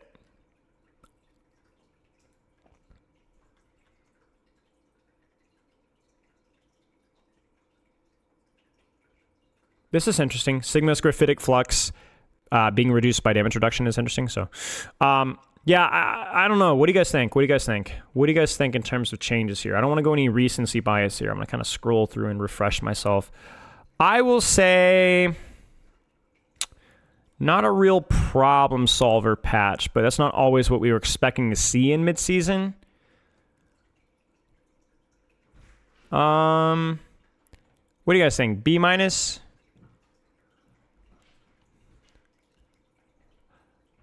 I think B minus. I think B minus. I think it's not like, again, it's not really a problem solver patch, but we don't really get problem solver relative to many of the patches we've had. I'd say B minus.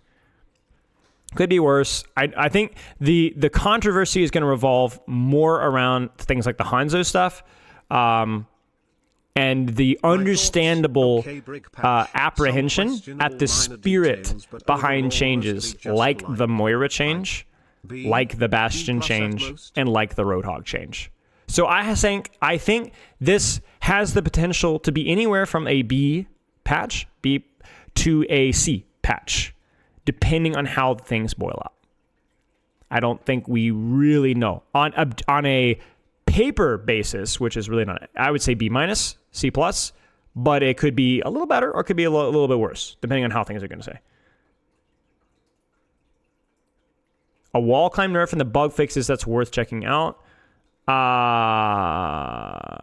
Where wall climbing heroes could gain infinite ledge graph. Interesting. So you catch the ledge, jump off, catch the ledge, jump off, catch the ledge, jump off. Is that correct, Poke? So I would say I'm not particularly optimistic about this patch, but it's not a doomer patch like the tank patch was. Yeah.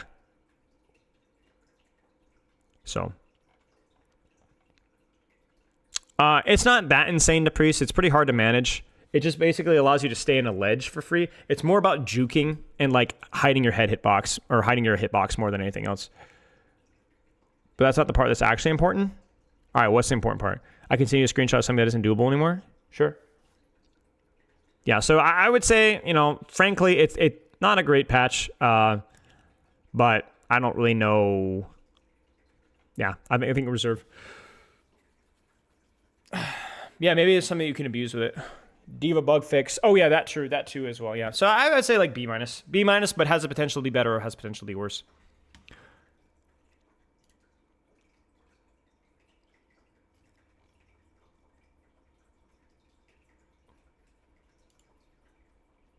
Don't forget summer changes coming later. Right. We got some stuff coming later too. Yeah, knockback changes were good. Armor change was like kind of aimless, but sure, fine. Diva nerfs, sure, fine. The problem is this going to be Diva replaced? Because one of the things about Diva, ironically, is that Diva was like the dive tank that kind of matched up pretty well versus these tanks. So is that going to be the return of Roadhog? To an extent, maybe. A Bastion, not going to affect his tank matchup that much, right? So, we'll have to see. You can't look at things in a vacuum, really.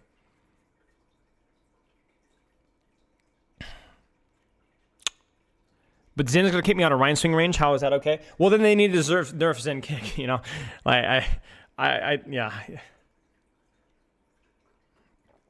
I feel like Queen might come back. Maybe. There's a chance. Poke sends me something.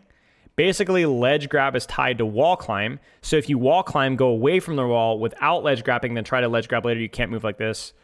Okay, yeah, interesting. Ash can't hip fire after ADS as fast as she used to be. Yeah. No Reiner Reaper changes. Does this gut Genji parkour? I don't know. That's a good question.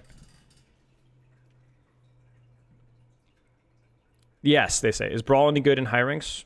Depends on what you mean by Brawl. I think Ryan's pretty good. At least I don't know if he is now, but he was good. Oh, did they? Oh, yeah. They didn't fix the Brig Ram armor buffs. Have they made a statement on that?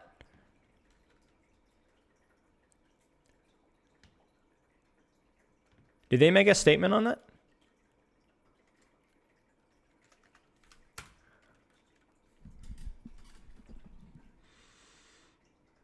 I know they're aware of it.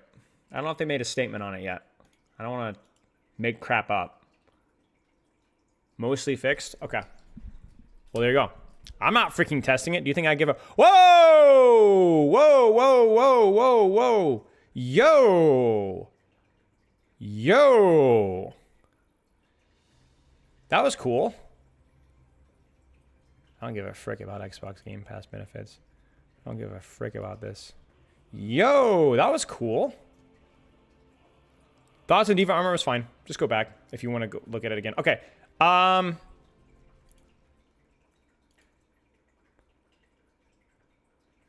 frack, yeah. Okay. We are going to have a really important talk about main tank and off tank and why it matters. Drops. Mega tank talk about stuff. Let's get our headline text and crap rolling. Because this is going to be really important. Do you see the spend $70? No.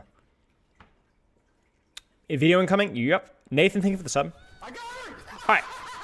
So let's start off with this. What I'm going to do is I'm frankly going to disguise some educational material around Overwatch, really important like macro understanding, into what does aim tank and what does off tank mean? Because I think this is going to be one of the more important discussions that we have.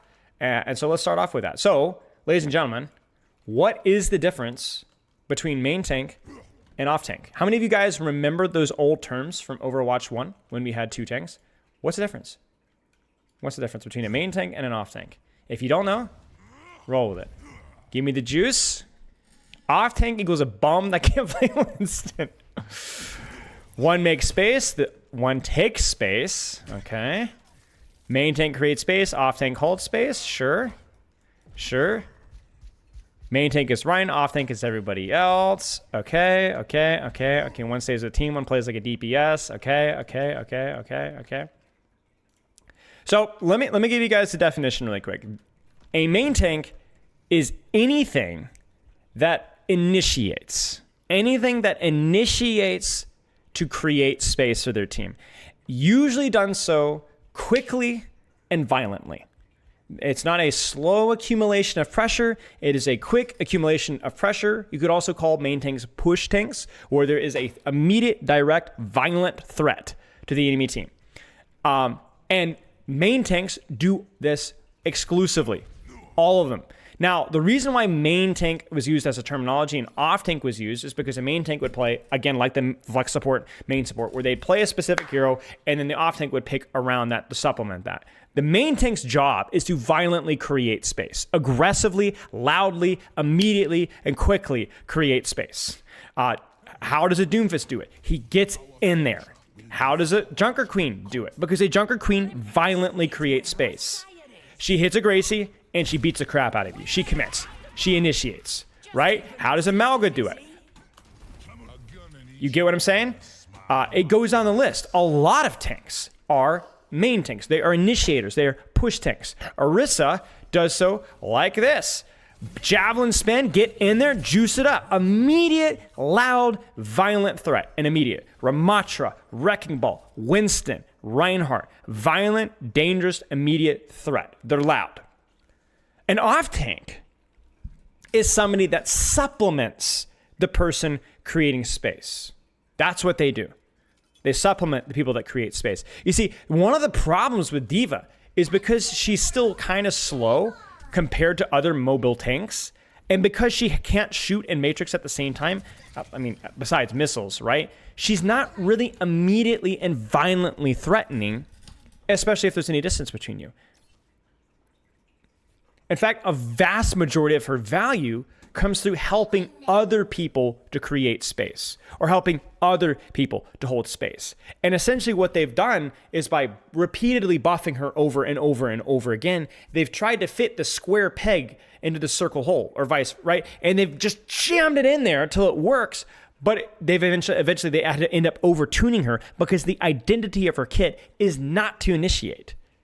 It's not to initiate. D.Va can delete, yes, if the circumstances are right. If the circumstances are right. But they've had to overtune her to such a degree to where that's even possible. All right?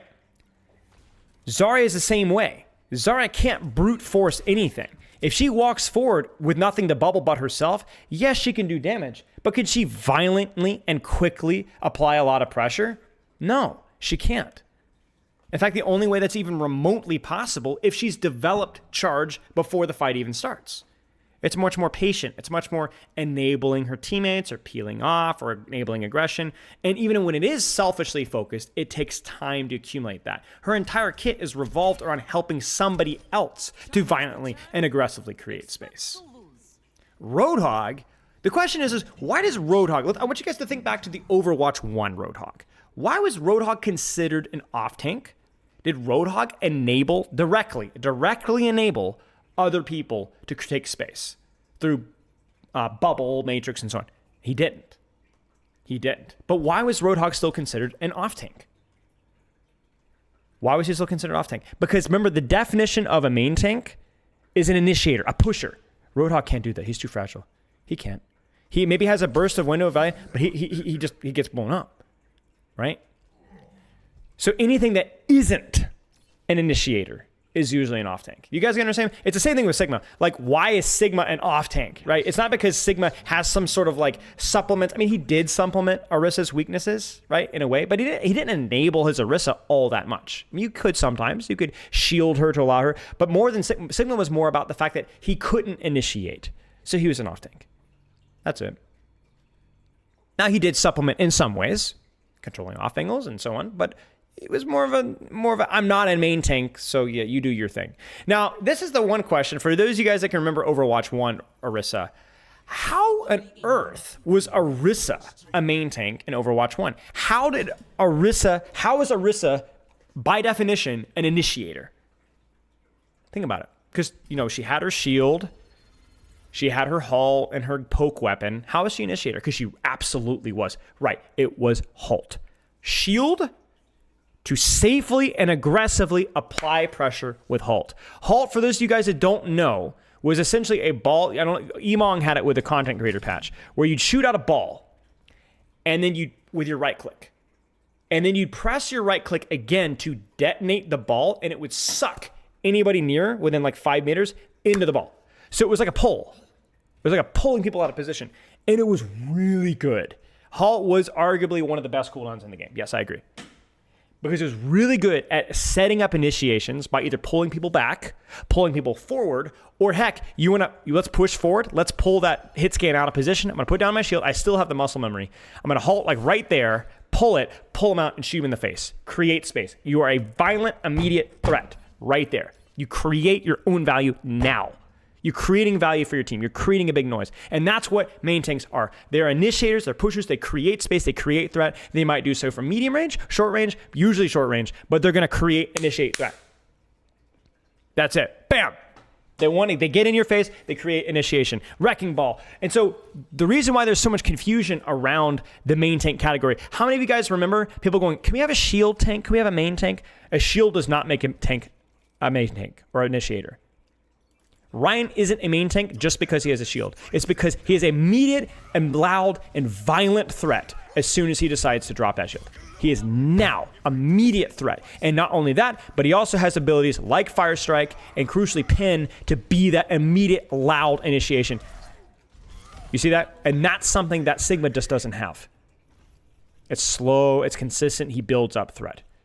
And Sigma doesn't have that. So all a main tank is an initiator, a pusher, a creator of space, and an off tank is somebody that either indirectly or directly supports that. And that's it. Because a lot of hype around D.Va and Zarya is about how they peeled for their backline. How many of you guys hear people talk about, oh, I love playing D.Va and peeling for my backline. I love playing Zarya and peeling for my backline. How many of you guys hear that all the time, right? I remember back in the day, right? It's bogus. It's awful. In Overwatch 1, the vast majority of D.Va and Zarya's value was not peeling your backline. It was helping your tank take space. So does JQ land under main tank because of the knife? Among other things, yes. It is an initiation tool. Yes. So the reason why this is important is because why we've struggled sometimes with Overwatch 2 tank design is because with the removal of one tank, tanks that don't have initiation capabilities cooked into their kit sometimes struggle.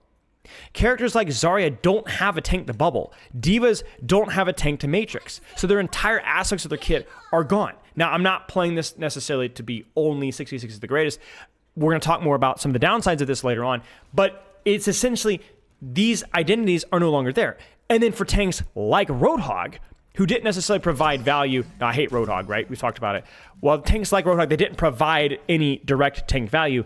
Roadhog could benefit off of some other loud jackass push tank. With main tanks / support main Yes. tanks while they need help / need to recover. Yes. So Roadhog benefited from his main tank making noise. You're listening to the big, loud German hulk of armor. I get the space to take an angle and look for a hook. In fact, the only time where Hog was the main tank was when Hog was wildly overtuned and paired with Zarya, so that he could walk right into the middle of your team with a Zarya bubble and just kill. He was a violent initiator, but he needed the support to be able to do that. You guys get what I'm saying? Whereas Sigma, you could give Sigma a Zarya bubble. What the frick is Sigma going to do with a Zarya bubble? There's no violence. There's no explosive threat. There's no hook. There's no halt. There's no pin or swing. It's just slow pressure. Maybe you could bubble it and But that's it. It just doesn't work. So what main tank really does is it's that violent initial trade. And I keep using the word violent because violence is in the very definition of the word, not just the actual threat itself, but it's the psychology of it. Even the word violence makes you unsettled. And that's what main tanks do. They make you unsettled. They bother you. They get in your head. They're in your face. They're loud. They're obnoxious. They're obvious. They're Doomfists and Balls and Winstons. And they're Junker Queens. And that's what the main tank does. It's that initiation that says, hey, I'm going to knock your face in. Look at me. Don't look at my DPS.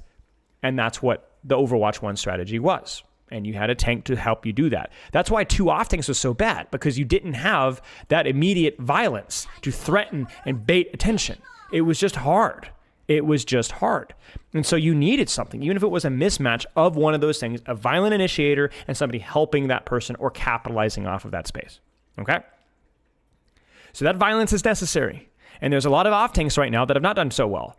In fact, why do you guys think Roadhog got Vape reworked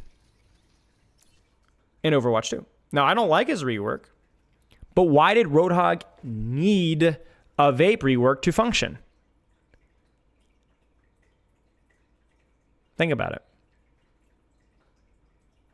Right, so he can actually actively take space better because he can walk through a choke and go, frick you guys. Oh, it got canceled? I don't give a frick. I'm going to do it again. He's allowed to be violent on his own because he has the violence into his kit. He just doesn't have the capability to sustain that violence. Or at least he didn't. He does now. He does now. So he is his own peel. And the problem is that a lot of tanks in Overwatch 2 need their own peel, but not all peel or support is created alike. Winston has bubble. This gives him options versus burst CC, burst CDs. But Roadhog, he just presses right click. And so we won't delve into that, or Orisa presses shift. We won't delve into that, but there's characters like Sigma and Winston have more healthy ways of supporting themselves, off tanking for themselves, support, and other characters some have some unhealthy ways, essentially. Less skillful ways. So to be an initiator, to be a push tank, you have to be violent. To be an off tank, you have to not be violent. You have to be more indirect. And that's why D.Va has been such a problem, is because she is scaled up in violence while still having the support capabilities, which just makes her an ugly duckling right now. So the reason why this is important is this is where the fundamental distribution of Overwatch 2 responsibilities have changed. Let's pull up Microsoft Paint and let's talk about this, okay? So how a team fight would break out is you had violence and you had violence. Violence matching the violence, head-to-head explosive power, and the tank supplementing that violence and the tank supplementing that violence. Now, this was a big mess. And to supplement this, you needed healing, a lot of it, to pressure and control this kind of stuff. And this is often how Overwatch 1 looked. Now, the other option is sometimes the off tank could take an angle. So they would support the violence by taking that window of opportunity to either support the tank directly or to go take an angle at this point in time. Where in any angle where a tank went on, usually was an angle that a DPS or support could not contest. Now, I know there's some people that have different takes on that, but this is how it was, right? A Hanzo could not contest a D.Va up close. So any angle where that D.Va was, the Hanzo had to leave. And so then it was required your tank to take the tank trade on off tank flank, main tank take the trade on main, and that usually left one more lane for DPS and support to provide pressure. And usually, as I mentioned, with two tanks, the supports were often tied up with supporting the tank here. This is how Overwatch worked for years. For years, you either had one lane double tank combo or one lane, two lanes controlled by tanks, and then the third is open for the DPS. Usually kind of how things worked out, okay? And so as a DPS, your job was to assist either one of the lanes or to take the one that was free and duel for it. As a support, usually helping the tanks take trades or looking to help your DPS, and there's just a lot less space for supports to move. Now, what's happened here in Overwatch 2 is let's ignore some of the nuance for just a second. Let's pretend that our tanks are trading on main. It's not always how it works out, but let's just say that that's how it goes right now. There's no more off tank. There's no more off tank. So these lanes are free. Free. Totally free. Anybody, first come, first serve. There's no tank to contest. There's no, there's no big mess there that you can get and caught out as a DPS support. So when you're main tanking, you're initiating and you're pushing, who is the off tank that is then either supporting the taking of the space or taking space elsewhere as a result of the big noise that you're making? Because everyone's looking at the big red right here. Everyone's looking at big red right here. He's putting a lot of... So who's doing this? Right. The supports and the DPS. Oftentimes, more often than not, the DPS. So the DPS are the new Roadhogs, essentially, where they don't really support the tank directly, but it is their responsibility to, when the tank goes in, that they take the space. That is not where the tank is, because the tank makes noise, the bodies slap, the muscle and meat and metal is grinding, and you take where they are not. And the problem is that a lot of DPS didn't and don't understand this. They don't understand this because this is where the money is made. Because you get to here and now you have access to better shoot their tank, better shoot their backline, or continue to flank further. Okay? This is how Overwatch is played. But I will go one more than that. I'll go one more than that. Responsibilities have not only changed for DPS, but they've also changed for the supports. Because in Overwatch 1, there were 2 tanks that demanded healing, and you need to supplement them taking space, while occasionally taking space in your own, but mostly not. It was a lot more congested. So in Overwatch 2, again, we're not comparing Overwatch 1 or Overwatch 2 in terms of the quality of the game, but how the theory works right now. Overwatch 2, what is the responsibility of the supports more like nowadays? If you guys are in my chat, you probably know the answer, but let's talk about it. What's your responsibility for support? To support the angle. To support the creation of space on your DPS. So it's kind of the same job, but it's not necessarily the same target. It's not the same target. So you are assisting this here, or this here. So there's a little bit more important decision making about where your resources go. It's a little bit more important with where your resources go. And this is also where a lot of Overwatch 2 supports have and had really struggled about knowing what to do. Because a lot of supports in Overwatch 1 were used to saying that there's a tank stuffing this choke right here, so I don't need to worry about this choke right here. That's not how it works anymore. There is threats from all sides, and it's your job to contest and control those threats. And so really what ends up happening is the off tank becomes the DPS. The support becomes what's assisting the off tank and the main tank. And so there's a lot more responsibility to assist the tank with taking space, right? And that's where people mess up. The cycle of the tank, see, this is the other thing too. When this trade happens, how long does this trade often last? Anybody tell me?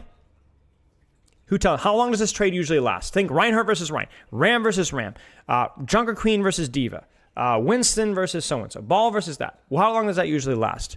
It depends, right? But often not very long. It could be frequent, going in and out. It could be one big bubble dive and then chilling for a second. This is called tempo. When people say tempo, I don't know if this is what everyone means by tempo, but this is the proper definition of tempo, where it's the timing of the engage. We've talked about this many times. So the timing is important because this trade cannot last forever. So you have a limited window of time when these enemies are going to be distracted and or threatened by your tank trade. And so you must capitalize off of that and take the space at that window of time. If you miss that window of time, your tank has put pressure out for nothing. Some tanks have faster cycles. Winston has a very slow cycle. He has bubble, then he chills. Wrecking Ball can go in and in and in and in and in, right? So Overwatch 1 supports in conclusion took no space and were terribly boosted players that were inferior to the DPS players. Not necessarily true. Play the main tank spot so the off-tank tanks can work again. Great point, Brax. We're going to talk about that in a second. I would say in Overwatch 1, the support's decision value was more about decision making and how they assisted tank trades and how they maintained distance from those tank trades so they did not get traded by those tank trades. In Overwatch 2, it's a lot more decision-making about how you take space. Yes. So Brax makes a great point. In Overwatch 2, how does a Zarya function? And if you guys have ever watched pro-level Zarya metas, and we've only had a couple, a lot of the times with pro Zarya metas, the Zarya is not the initiator. She's not the main tank or the push tank. Who is? You guys ever watched a Pro Zarya meta? Who is? It's the Bubble Reaper or a Genji. We even have occasional situations with Venture, right? It's to bubble another person who is taking the space as the initiator. The Zarya supplements that space. And what makes Zarya unique is once that initiation has happened, what does she now have? She has charge. So now she's ready. Once you've initiated for me, thanks for the space, buddy. I'll take it from here. And that's essentially what an off-tank does. It's sometimes Brig. Yeah. You allow somebody else to initiate for you, and then you help them to initiate, and then you reward them for initiating for you. Bubble the violent threat. Exactly. Bubble the violent threat. Exactly. So that's a lot of what, no, it's not necessarily a true CMT. However, piercing damage and shield can help you to be violent, which is what the initiation or the definition of a main tank is. So basically here, this is why this is important. When you are playing DPS, your job is to pay attention to your tank's tempo to know when you should be taking space. Your job as a support is to assist your tank, but also to make sure that your DPS's attempts to take space are rewarded, and maybe even taking space yourself. You see, if you guys have ever watched high-level Lucio play in Overwatch 1, especially around a lot of the brawlier metas, very, very dull a lot of the times. Very dull. Because there weren't a lot of choices about where you could go. It was really about taking and assisting the tank trade and positioning yourself to heal as many targets and speed as many targets as possible. Now, Lucio has to decide, do I assist the tank trade? Do I assist this angle here? Or do I assist my angle here? Or maybe we've lost this angle and now I have to peel my backline. And so the choices of a Lucio and the support as a whole are much more complicated. Much more complicated. So what we have now is DPS and supports. You guys have responsibility to assist your tank in taking space, enable your tank in taking space, and to be taking space yourself. And for tank design, if you guys want to give feedback about what is wrong or what isn't wrong with a tank, the question has to be, does every tank in Overwatch 2 need to be an initiator? Because there is no other target to enable. Or can we find a way to make characters like D.Va and Zarya enable their DPS, enable other people to initiate, or enable themselves to initiate? How do you do that? How do you balance that? Is that possible in a 5v5 format? I think maybe, but it's hard. You're gonna have to put a lot of work and a lot of thought into it. I think Zarya has potential because she can help enable other people if she wants to, and if she doesn't like it, she can help herself. But it's a tricky balance.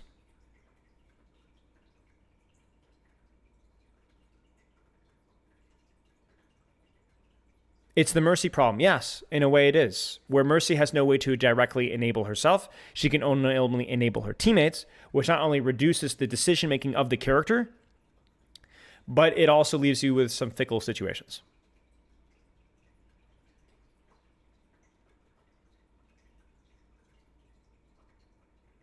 I think the issue is that when tanks are so much disproportionately stronger than the other roles, it's hard to enable a DPS enough to match the enemy tank's value. Right, so when you're enabling a DPS, usually it's away from the tank. And that is a very fair criticism of the current iteration of the 5v5 format, and maybe the 5v5 format as a whole. I think what Tony is saying is correct. I think the question is can we make enabling... The problem is can we make enabling abilities more universally useful? Because the problem is that a bubble just isn't that useful for most people. Because you're essentially waiting for them to be initiated on, but what if they don't get initiated on? That's why Reaper Genji are useful, because they can go in aggressively and force themselves to become targets, but a lot of DPS characters just don't have that. A lot of DPS characters have mobility that is more about avoiding damage, like a Tracer, for example, right? She shouldn't always want a bubble because she doesn't even want to take damage in the first place. So it's awkward. It's awkward. And I do say that in Overwatch 2, enabler tanks are a lot worse. Now, this is where we're going to take one more pivot. Food for thought here with the Overwatch 1 versus Overwatch 2 and 5, 6, okay. Last food for thought here. There's a very clear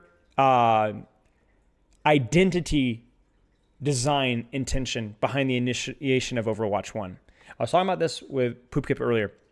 In Overwatch 1, they had characters designed very clearly to fill niches. Zarya, very clear about what her intention was. D.Va, I don't know if it was intended that way, but it's obviously what it worked out. Torbjorn, defense characters, sniper characters, brawl characters, speed characters, pocket characters, teleport characters. Everybody had a puzzle piece to bring to the table. The way to think about it is that if you want to cook a delicious meal, you have a little bit of you've got some flour and you've got some spices and you've got your meat and you've got your vegetables and you've got your drink and everyone had something unique to bring to the table. And now in Overwatch 2, those are still very much identifiable, where every single character has very defined strengths and weaknesses, but the edges are taken off of them very clearly. Juno is a great example. I think a lot of fun, but Juno doesn't have a specific really powerful strength or really powerful weakness. Maybe her fragility is her weakness, but even then she has options, right? She's not a Zen. She's not a Widow. She's not a Sombra, and she's not a Rein, at least in the initial launch Rein. She's not an initial launch Reaper. She's not an initial launch Bastion. She's not an initial launch Torbjorn, and so on. And the reason why the game was designed like this, even going back to like the RPG element of many of the developers like Jeff Kaplan, is because the identity of a team is the unique strengths of 5 or 6 different people, I guess 6, 1, 2, 3, I need to get another one in here, added together to make a beautiful and delicious meal. You guys get me? Freaking Overwatch 1, man. Everyone brought their strengths and weaknesses to the table, and they made something beautiful. And that is not something that we have as much in Overwatch 2, because those defined strengths and weaknesses to complement each other to create this beautiful synergy isn't there anymore. Okay? But, and this is where I'm going to advocate for Overwatch 2 a little bit, okay? There's a problem here. There's a problem here. What's the problem? Now, some of you guys are saying, oh, goats. Well, yeah, true. There is a world where the meal is a little too delicious, and it just dominates everything else. But that's not even the main problem. And that's not the problem. The problem is what? What is the reality of a team game? The reality of the team game is that somebody's going to show up to the meal. They were supposed to bring the meat, but they brought more spices. We already have a lot of spice. And then somebody was supposed to bring the drink, but they brought more flour. Like, bro, we're already good with flour, man. Like, we don't need. And somebody was supposed to bring, the carb or whatever, the potatoes. You get what I'm saying? But they showed up with another dessert. We now have like 3 desserts. I'm waiting for Brax's cheer to kick in here before I continue. It's died. Okay. The problem was not the potential ceiling of the synergy, because that is something that you can, in theory, balance around. The problem is that people are people. People want to play what they want to play. And if you make characters that have very specific strengths and weaknesses and require people to play around them or support them, or are required to support other people, you have a disgusting mess if things don't work out that well. That's the problem. And that's how it was. That's how it was before Rollock. That's how it was before Hero Reworks. That's how it was when they introduced characters like Brig, when they introduced characters like Sigma, when they introduced characters even like Ana and even like Orisa. And that's what happened when we didn't have reworked characters. We had Widows and we had Winstons that couldn't function without it. That's what happens when we had Roadhogs. That's what we even had. We had characters like Zen. Even in Overwatch 1, Zenyatta really needed some form of support like Brig. Otherwise, he struggled. Ana Zen comps were always known as a throw. Always known as a throw in Overwatch 1, because you didn't have the capability to do it. And so what ends up happening is you have this disgusting mess if it doesn't work. And so the reality of the situation is, guys, I'm going to say something that I don't think this is a hot take, but some of us need to hear it. Overwatch 1, I think, had almost inarguably the higher peaks of quality, entertaining, and fun team play. Because if you got the combo right, the capability was incredible, but it absolutely, objectively had the lowest nadir of game quality possible. And the problem is that this well is poisoned in feedback unintentionally by a lot of people that played at the higher levels with people that were willing to flex, willing to fill, willing to adjust, because that mentality allowed them to rank up. But for the vast majority of players, this was not. More often than not, we burnt the chicken. More often than not. And the worst part about it is that people now will say, oh, no, it's great. I've tried it. I played the 6v6 pugs. It's perfect. Well, it's pugs. That's pugs. It's a totally different environment. I had people in my 6v6 highlight video that I posted about a week and a half ago were like, man, you can't watch this and not say that 66 was better. And the title of the video was playing in 66 pugs with my viewers and I'm shot calling. Like, duh, right? So, this is kind of where, like, if you were willing to stomach the crap for that delicious 5-course 5-star meal that you occasionally got, I cannot argue with you because you're right. If that's what you like, you're right. There is that potential with Overwatch 1. You just have to make that choice. And with Overwatch 2, there's a lot less of a ceiling, but because the dynamics of the characters are spread out, there are a lot fewer bad matchups in Overwatch 1. This is true. There are a lot fewer bad matchups for Bastion and Winston and Roadhog, sadly, as much as I hate to say it, and Ana and Brigitte, and everyone has more options with what they can do, which makes, in my opinion, for a really interesting game experience, but there isn't as much reward for having that perfect cohesive team experience. And that's kind of why it's part of the whole mega tank talk here, the off tank versus main tank here, because that's why off tank has died. Because being a specialist in Overwatch 2 is a sin.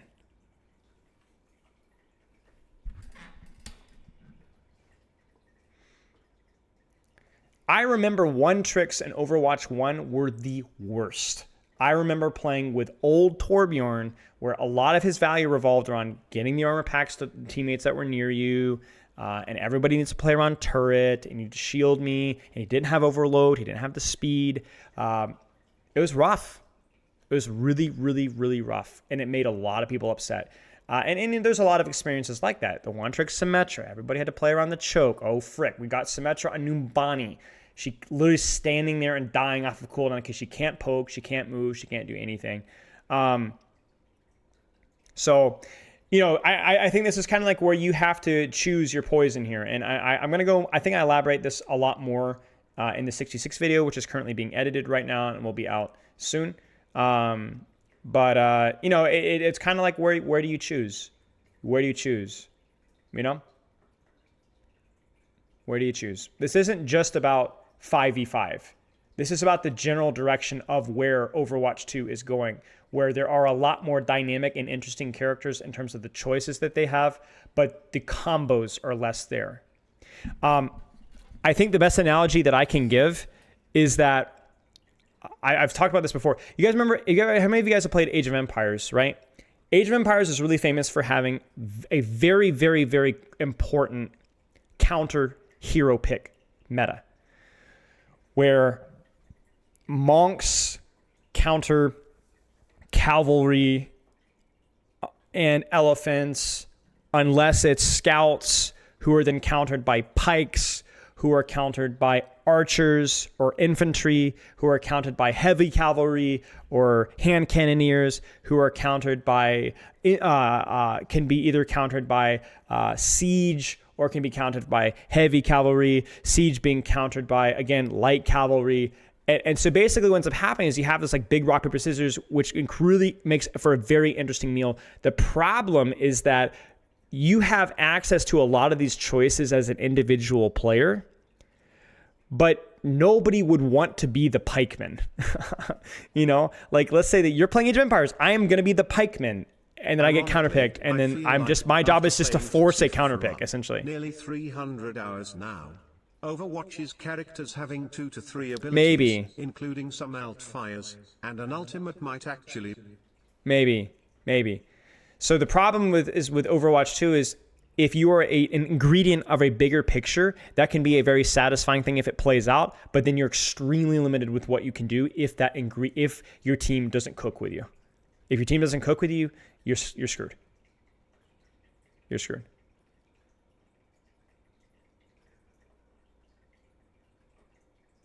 If 66 was today, will there be less counterwatch than what we have right now?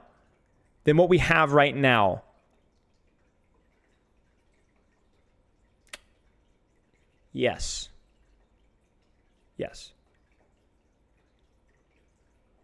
That's a very weak view of the game. Eco was and is a big part of AoE. I mean, come on. Now you're just being purposefully obtuse. Obviously. But Eco doesn't matter in the Overwatch discussion. We're talking about the combat aspect specifically. Yes, from what I played with 66, I think... then yes, I think then absolutely that the counterpicking was weaker because it's harder to counterpick 2 tanks than there is 1. But that also comes with the baggage of, we saw this in Pugs. Even in Pugs, if we didn't have a functional tank combo, Even the distraction value of having a suboptimal tank just wasn't as good.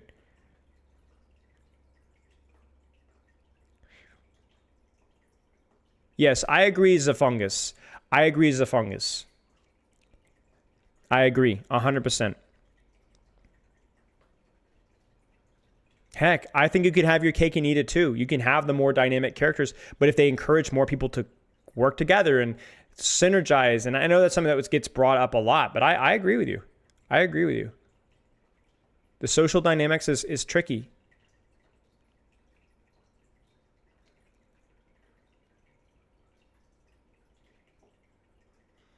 So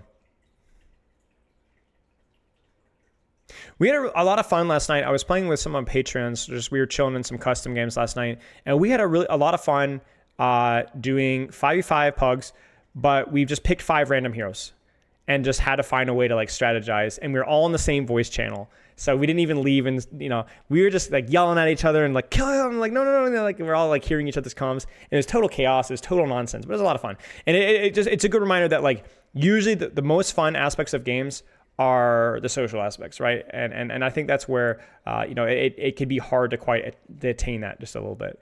Can't believe you solo ulted me. Hey, kill's a kill, mate.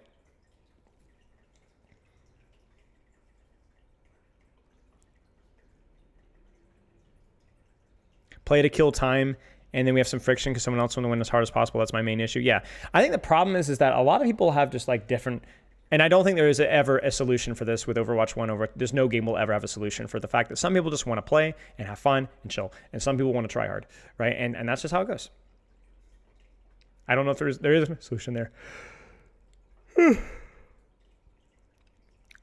So again, I'm not really proposing solutions to this. I think just understanding, using the main tank, off tank as kind of like the springboard for this discussion as a whole is just food for thought.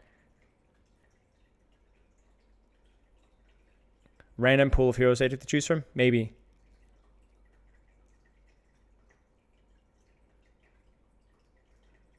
The patch check already happened. About 45 minutes into this. The definition of trying hard is not equal for everybody too? Yeah. That's exactly it. I think try hard is also like a mixed bag too, because whenever I hear the word try hard, I think like toxic, like screaming and yelling and trying to micromanage everybody, which is like a really bad definition of try hard.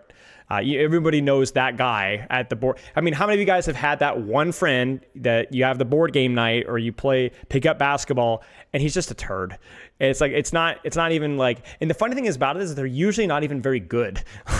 They just have like a really bad attitude about it. And you're like, dude, that's not try hard. That's just crappy. But like, that's what a lot of people think try hard is, people always talk about this, like the old Call of Duty laws. Yeah, we were always try hard and calling each other slurs. It's like, bro, like, that's not what try hard means. That's not how professionals or like competitive people play. But like I said, everyone kind of associates it with like a really negative connotation. So,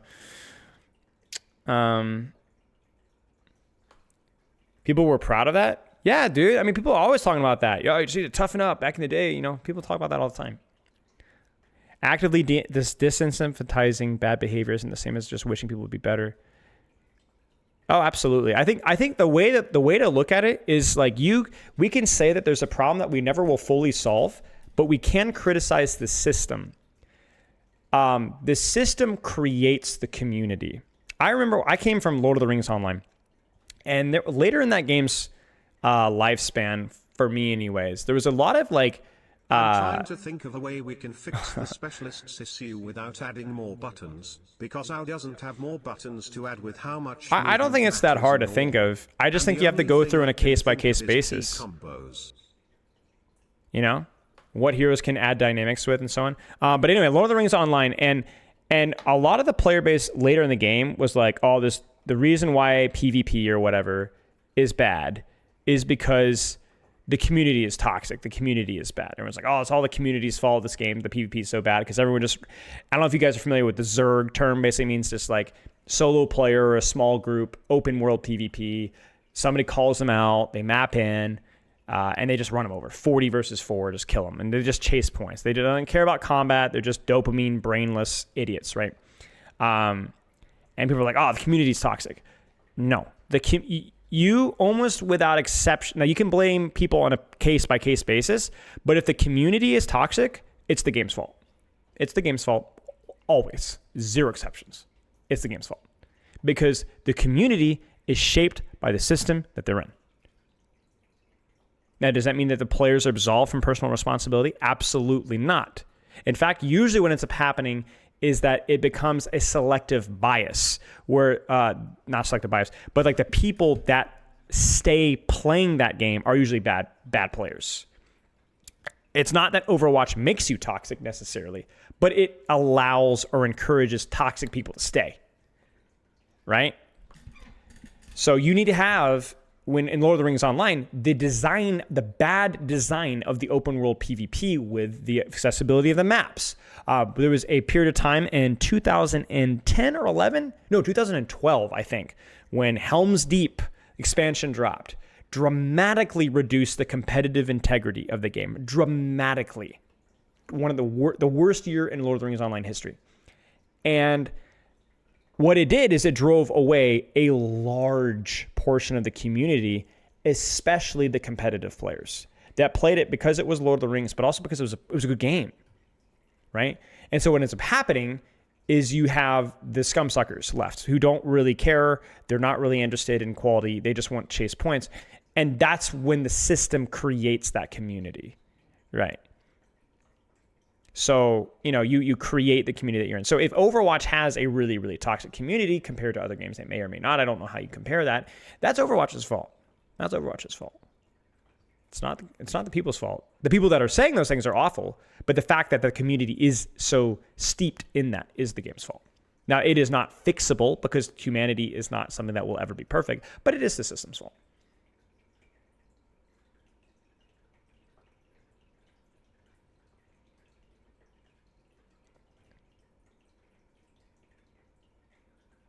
So it's worth encouraging. What behavior are you punishing? What behavior are you encouraging? That kind of stuff. So just worth considering. Because like I said, simply the fact that those type of players are the only ones left is enough to show you that something's wrong. Now, I don't even know if this is the case with Overwatch, but I'm just kind of talking general philosophy here. What can you do system-wise to improve it at this point? For Overwatch, I think from my general impression, there's a couple of things. First off, encouraging some sort of social positive pressure, I think is big. I appreciate the endorsement system. I don't think it rewards people enough. Maybe it's because they're scared of getting abused, but I don't think there's enough positive reinforcement for good behavior. I don't know how you would do that. It's not something I put a lot of thought into, but it is worth putting time into. The other one is that, frankly, from my limited knowledge on the Blizzard CS team, they suck. They're just bad at their jobs. So they don't ban people quickly enough. They ban the wrong people. I saw something recently where a friend of mine, you guys remember Herloaf, the Bastion player, the guy that we collabed with, really pretty cool guy, right? Did the whole Bastion guide. He got banned in World of Warcraft for saying something in Overwatch, saying the F word once, and it's a joke. It was just it's automated, right? It's just bad. It's really, really bad. And I'm seeing Landon Overwatch, one of my old buddies from London Spitfire, who's posting repeated clips of guys that have been reported 70 or 80 times for clearly aim hacking for weeks and still have not been banned. These guys have been aim hacking, ruining top 500 lobbies for weeks, obviously, and have still not been banned. So, yeah, you get what you get away with. Now, this isn't like, cheat detection. That's I think a much more difficult aspect, but the actual Blizzard CS team is just cheeks. They're just terrible at their job. So, that allowing those type of players to persist is by definition the opposite of what you need.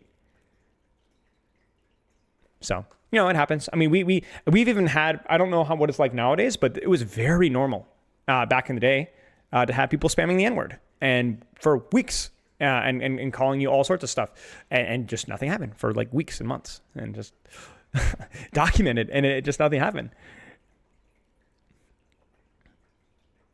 They ban cheaters in waves. There's some logical reason behind it. All right, well, also, but I think in regards to some of the other stuff. But yeah, that might be fair. I will admit ignorance on that.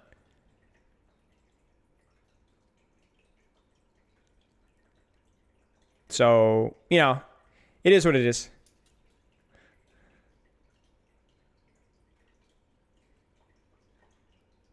If you'd like to, Brox, sure. You don't have to donate bits to do it, though. You can just tell me. Is this going to be up on YouTube? Maybe the first half of this discussion. I don't know about us talking about community stuff, and maybe we'll see.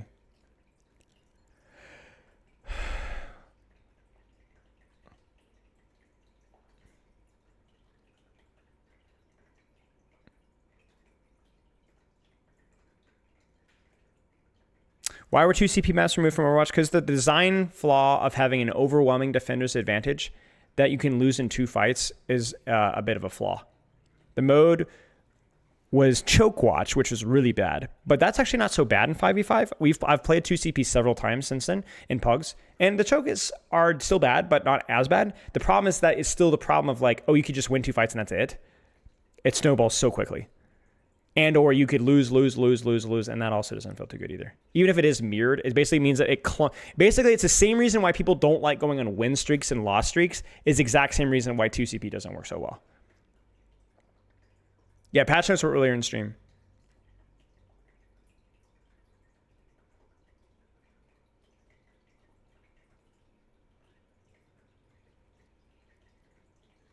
Clash has its issues, yeah.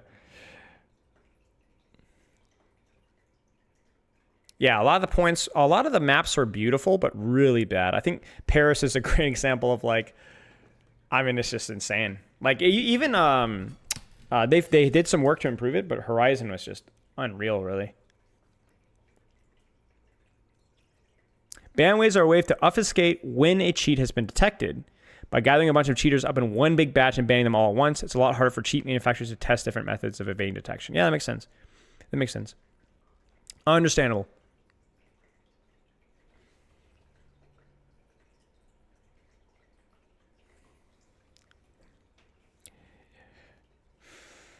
Is it worth the enjoyment and the competitive integrity? I don't know. You know, I guess that's the question. So, yeah, 2CP was fun if you were the defender. You could still lose the game mode though. You know, no, there are certain characters that like very guilty pleasure 2CP defense. Junkrat, Anubis defense. I mean, there's nothing like it, but it was really very much at the expense of the attackers. Like it was really bad. I mean, you were just so, I mean, and I know this because even at the professional level, one of my responsibilities my first season with London Spitfire was we had to have individualized strats for the 2CP maps, which was, you know, fun in a way, but it was basically like a 7-step process to capture Temple Anubis. And if you make a mistake, you start all over again, kind of a thing.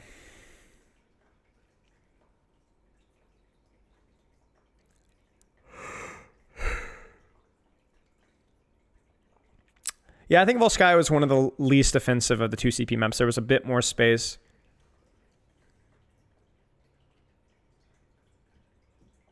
And they were beautiful maps, for sure. Very cool. Second and best, thank you for the sub. In your opinion, was that a map issue, game mode issue, or both? Definitely a game mode issue, I think. I think that you could alleviate a lot of the chokes issues, but the problem was still that like the nature of only having 2 points to capture, and that's it, meant that they had to kind of give defenders a big advantage, which is kind of like gave it problems. What they could have done is they could have let 2CP in and then made it more like Clash, where the points are much harder to capture in terms of time, but getting a tick is still valuable. So you give them opportunities to recontest. You kind of see what I'm saying? That could have been a potential solution. So the chokes are much easier to attack. Defender's advantage is much weaker. It's much easier to win on attack, but then it takes you longer to cap. And almost like the equivalent of pushing cart. It would be less visually interesting because you kind of end up fighting for the same space over and over again, but there would be a much more interesting way of looking at it. That would probably be a good solution for 2CP. Yeah, it makes sense, Brax. What do you think about the Hanzo changes? Yeah, We'll see. Yeah, the 2 CP maps are very interesting. I think people would hate that long-term even if it was better. Yeah, I mean, people would always complain, but people will always complain, period. So I think it's about what would generally make the experience of the map a little bit better, regardless of whether people complain or not. I think there's a certain percentage of complaints that you just have to tune out. You just have to tune out. Okay, chat. General thoughts on the patch? Anywhere from C to B, depending on execution. I would say B- would be my initial take. Chat, I gotta roll. We gotta call stream a little earlier today. So I'm gonna raid Yeetle. Yeetle's the GOAT. Did anyone on Earth like Paris? No. Yeah, maybe Hawk. No, Matt. Frick you, dude. All right, y'all. I'll see you guys on Thursday. See you guys. Have a good rest of your week. Spot a lot.